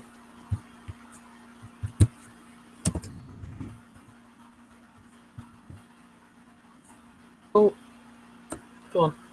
Call with a straight. No. No pennies. No pennies. Again, that's just patience there, though, Dan, isn't it? Just giving him enough chance to try and catch up a little bit and think they're in a good position. You're so. The trouble is, even though you're not sure, you're so far ahead there that there's like you're not even worried about a pair up, or because blind on blind, if you check to him, he's betting 2 pairs, so you're literally not worried about any card in the deck, and you're almost giving him a chance to like hit a 2 pair or hit a gut shot and say on the river, well, you had nothing all the way through. I got a call. You're very, very unlikely you're getting paid off anything on a hand like that. Don't deserve to, because it shouldn't be in the hand. And, the only reason was, is there antis in this game? No, yeah. So there was obviously 22k in antis in the middle. So I was putting 17 into 90. I'm playing the hand out of position with an absolutely horrific hand, which I really don't like. But he's shown to be really passive. Yeah. He only seems to come alive when he gets aces and then completely overplays them.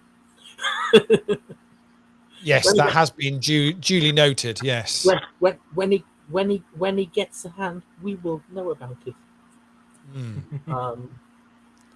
No. Stephen, on the other hand, is certainly up the aggression and yeah, and he's in a good place. He's in a good place to do it. I mean, I shouldn't really be putting my stack against him at this point because of the dynamics of the table.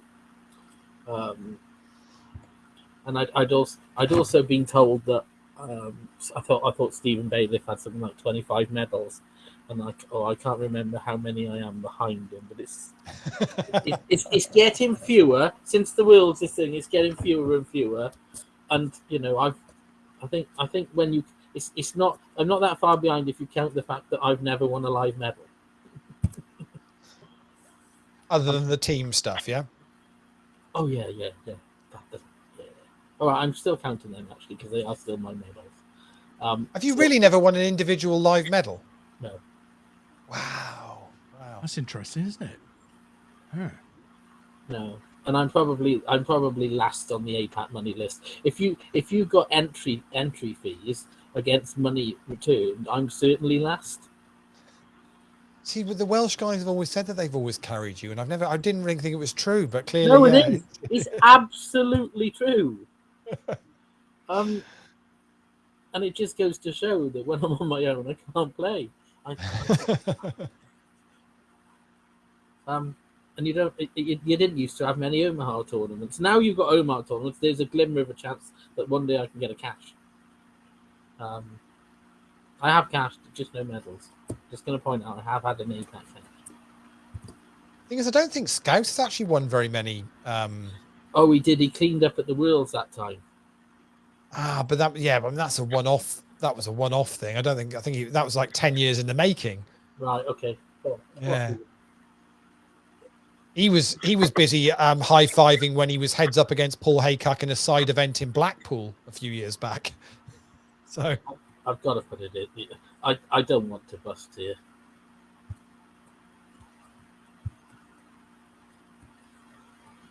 well, you couldn't ask for a much nicer flop with your starting hand.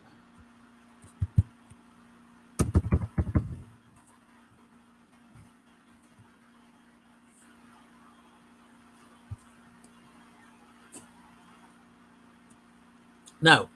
Wow. You're not hating that, are you? No. So yeah, I keep winding him up and telling him I'm only 1 or 2 medals behind him. I mean, is there any way there, Dan, you can try, because obviously you don't want him to fold, but what a check does a check back give you any better chance of getting the chips in the middle there? Because ultimately you'd happily get your stack in there, wouldn't you? So absolutely, you want to get your stack in there, but what you don't does a check induce anything with the way Stephen's been playing or not? I mean, I'm not suggesting you played that incorrectly. It's just the question of I think I want to do the small bet to give him the chance to repot me. Okay. Yeah. I don't want to check, and then I don't know, 4 of spades on the turn, and then I don't want to fold, but I end up getting my chips in behind. Right. Okay. Yeah. Because there's no need for me to do that there, I don't think. I know what you mean. It's such a powerful hand that you're like, and if he's got the spades, they go in anyway. You know, King 7-7-2. It's just horrible. He's up against the aces of Conrad, and they are going to be good. But like, it's not even a hand that's got.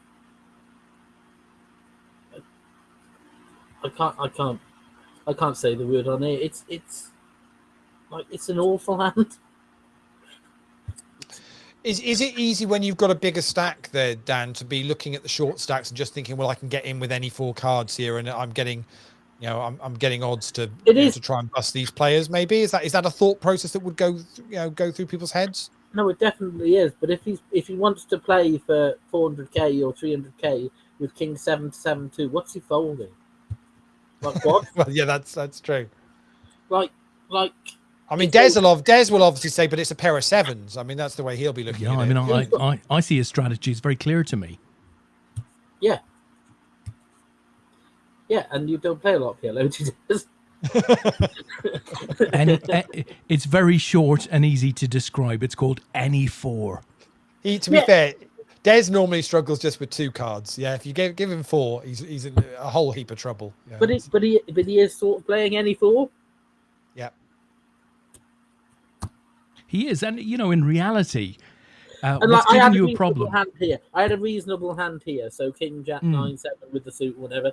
But I don't want to take them on with a hand like that. If that makes sense. But the reality is, Dan, what is giving you a problem right now will become an opportunity the longer you stay in the tournament, right? Yeah, absolutely. Of course, and the trouble is here, he's doubled up Conrad, and now Conrad's like able to put pressure on, and now Stephen must be looking at this and thinking, right, that's another, Stephen's not got anything. It's another 370,000, which is like a pair of queens, and he'll be practically drawing dead. It's a third of his stack to make this call. It's a tough one, and we know before when he's gone into second time bank here, normally a fold follows. I wouldn't be surprised if Conrad's got the house and Stephen is going to put it in with like a flush draw or something, because he's going to be doing some crazy counting. There we are. That'll give him a draw just doesn't give him any odds to call with. And Conrad's back from the dead again, but I say he's back from the dead again. He's literally been gifted the lifeline because Stevens decided to double him up with one of the worst Omaha hands you could possibly get. And when the man sat there with 7 big blinds, and if you pot into him, you're gonna have to call it off. Why would you? Why I don't know. If you want to play the hand, just make up the blind and then fold if he decides to put the pot raise in. I know he's trying to put pressure on, but you've got to have some showdown value. If you had 4 random cracked cards, it's all right, because if he's got aces and you've got 2, 4, 6, 9, it's not so bad. But when you've got king 7, 7, 2, you can't make a straight. You couldn't make a flush. You don't want to hit. There's certainly a less volatile way to play a game of Omaha, and he's now run jacks into kings, and gets there on the river. Well, look at. He doesn't need to do that, and it's just horrible. He's got there, which means we've lost Jano from Finland in 5th place, which means we are now on the medal bubble. And Dan's looking down at a nice hand and a nice looking flop for it.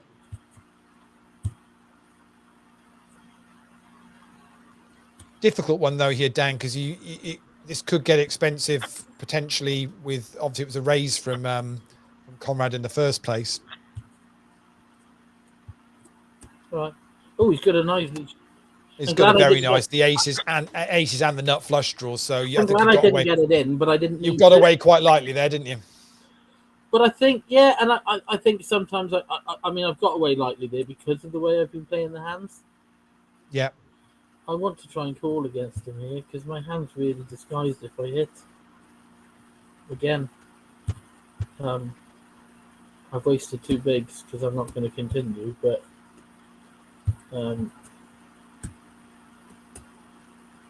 Owston's considerably less than me, so I'm not going to get hugely involved until I get my bronze medal.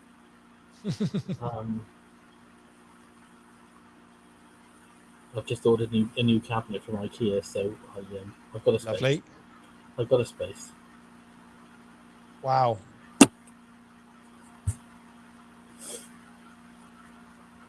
But we are going to need to double up soon. Yeah, it's. I don't know what he's called.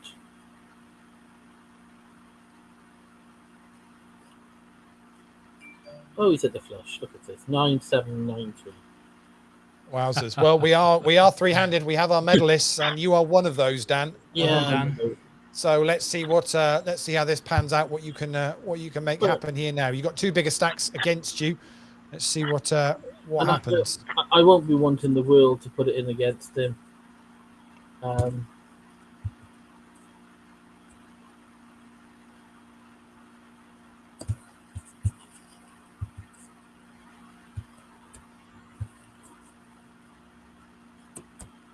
That's about as bad as it could have come.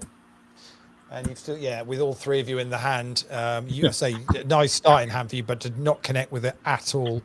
So, I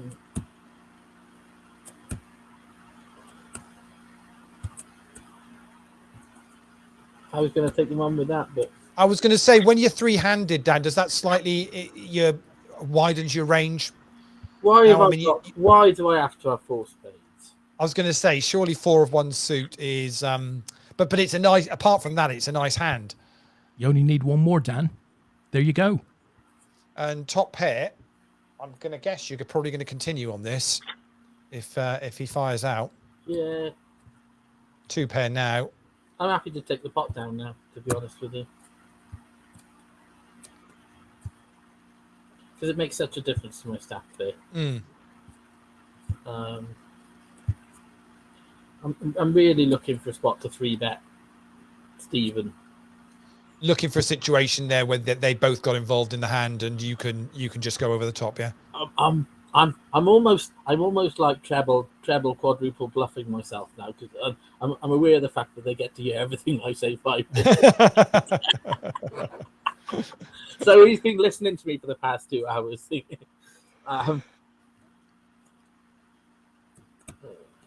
I've almost got implied odds with this because it's 40 into 140 into 200. Oh no, he hasn't. See, it's not good. That's why you don't call. Because you've got top pair and you've got no redraw. And it's a bad hand. But it was cheap. Yeah. You're looking to hit 2 really. If the 10's not there, I might put it in.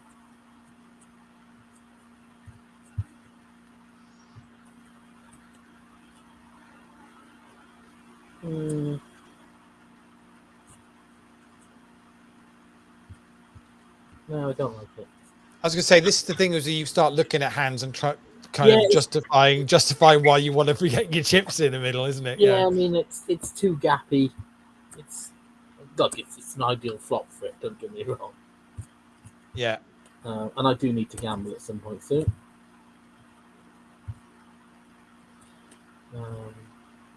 Certainly not with that. So the little flick there to the big blinds, Dan, is that always in your mind? How many big blinds you've got? Yeah. No, it's just an accidental flip. Oh, right, okay.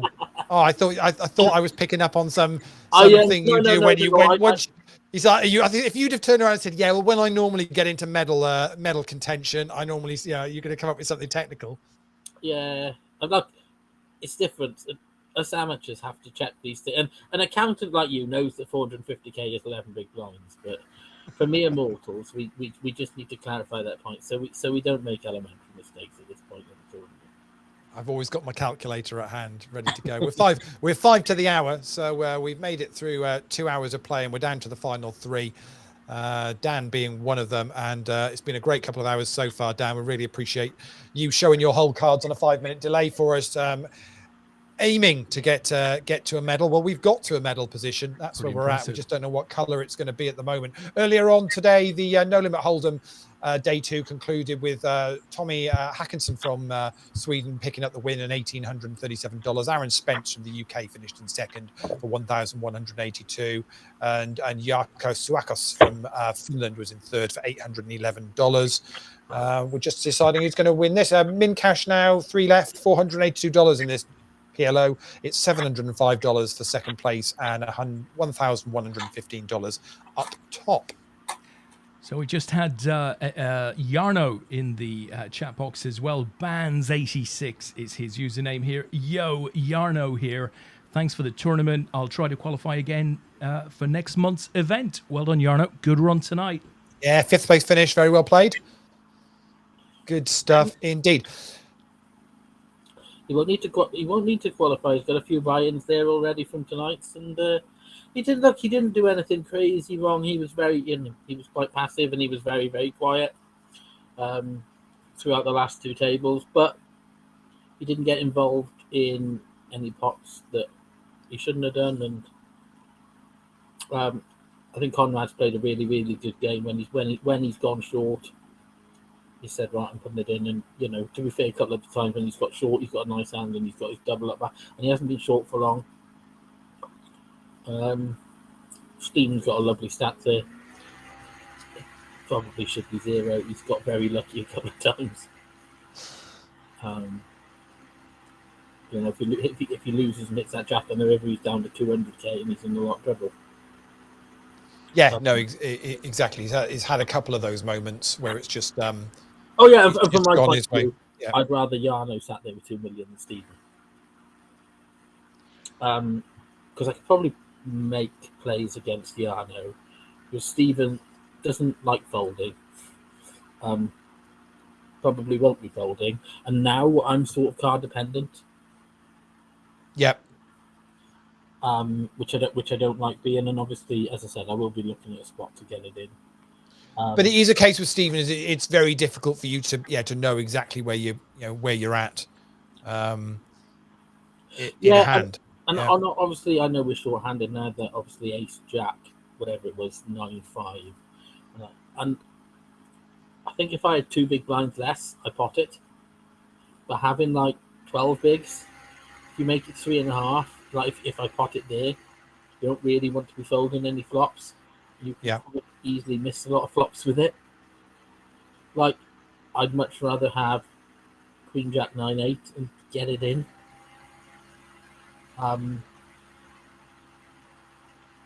It does. It just misses too many flops, and where it's like, oh, you've got an ace, it looks quite nice. It probably isn't. But we'll look for something. I don't know, double suited. Or... Yeah, no, it is one of those tricky ones. Don't forget the leaderboard ladders. Obviously, we'll conclude at the end of this event. I can pretty much call who I think is going to pick up the win for last week. It was a battle between Tony Ross and Eddie Niaksu, and I think Tony is just going to do it. 7 points ahead of Eddie, so they're both on step 3s. So Tony's going to pick up 3 tickets, Eddie's going to pick up 2. Matty Ogilvie is going to finish 3rd, I think, picking up a couple of tickets. He's on step 2. Cheap week for us, Des. No step 4s or step 5s in the top 20 this week. So wow, we've got off quite lightly on that one. But obviously, don't forget that the leaderboard ladders for this week has already started. Again. It's the 6 max knockout that had 107 runners in that tonight. We're down to 6 in that at the moment, and the PLO8 has also what's that got 55 runners in that tonight, and that's down to 20 runners as well. So that'll be a new week. PLO8 sugar. I have, haven't I? You have, yeah. Unfortunately, concentrating on this, yeah.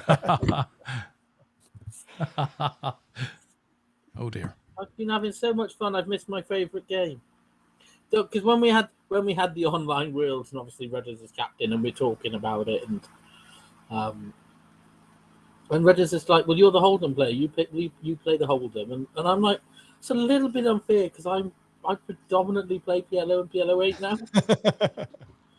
And he said, "Well, that's what me and Dylan play." And so anyway, I'm like, "Well, let me play one of each, and like I'll play 4 Hold'em and whatever."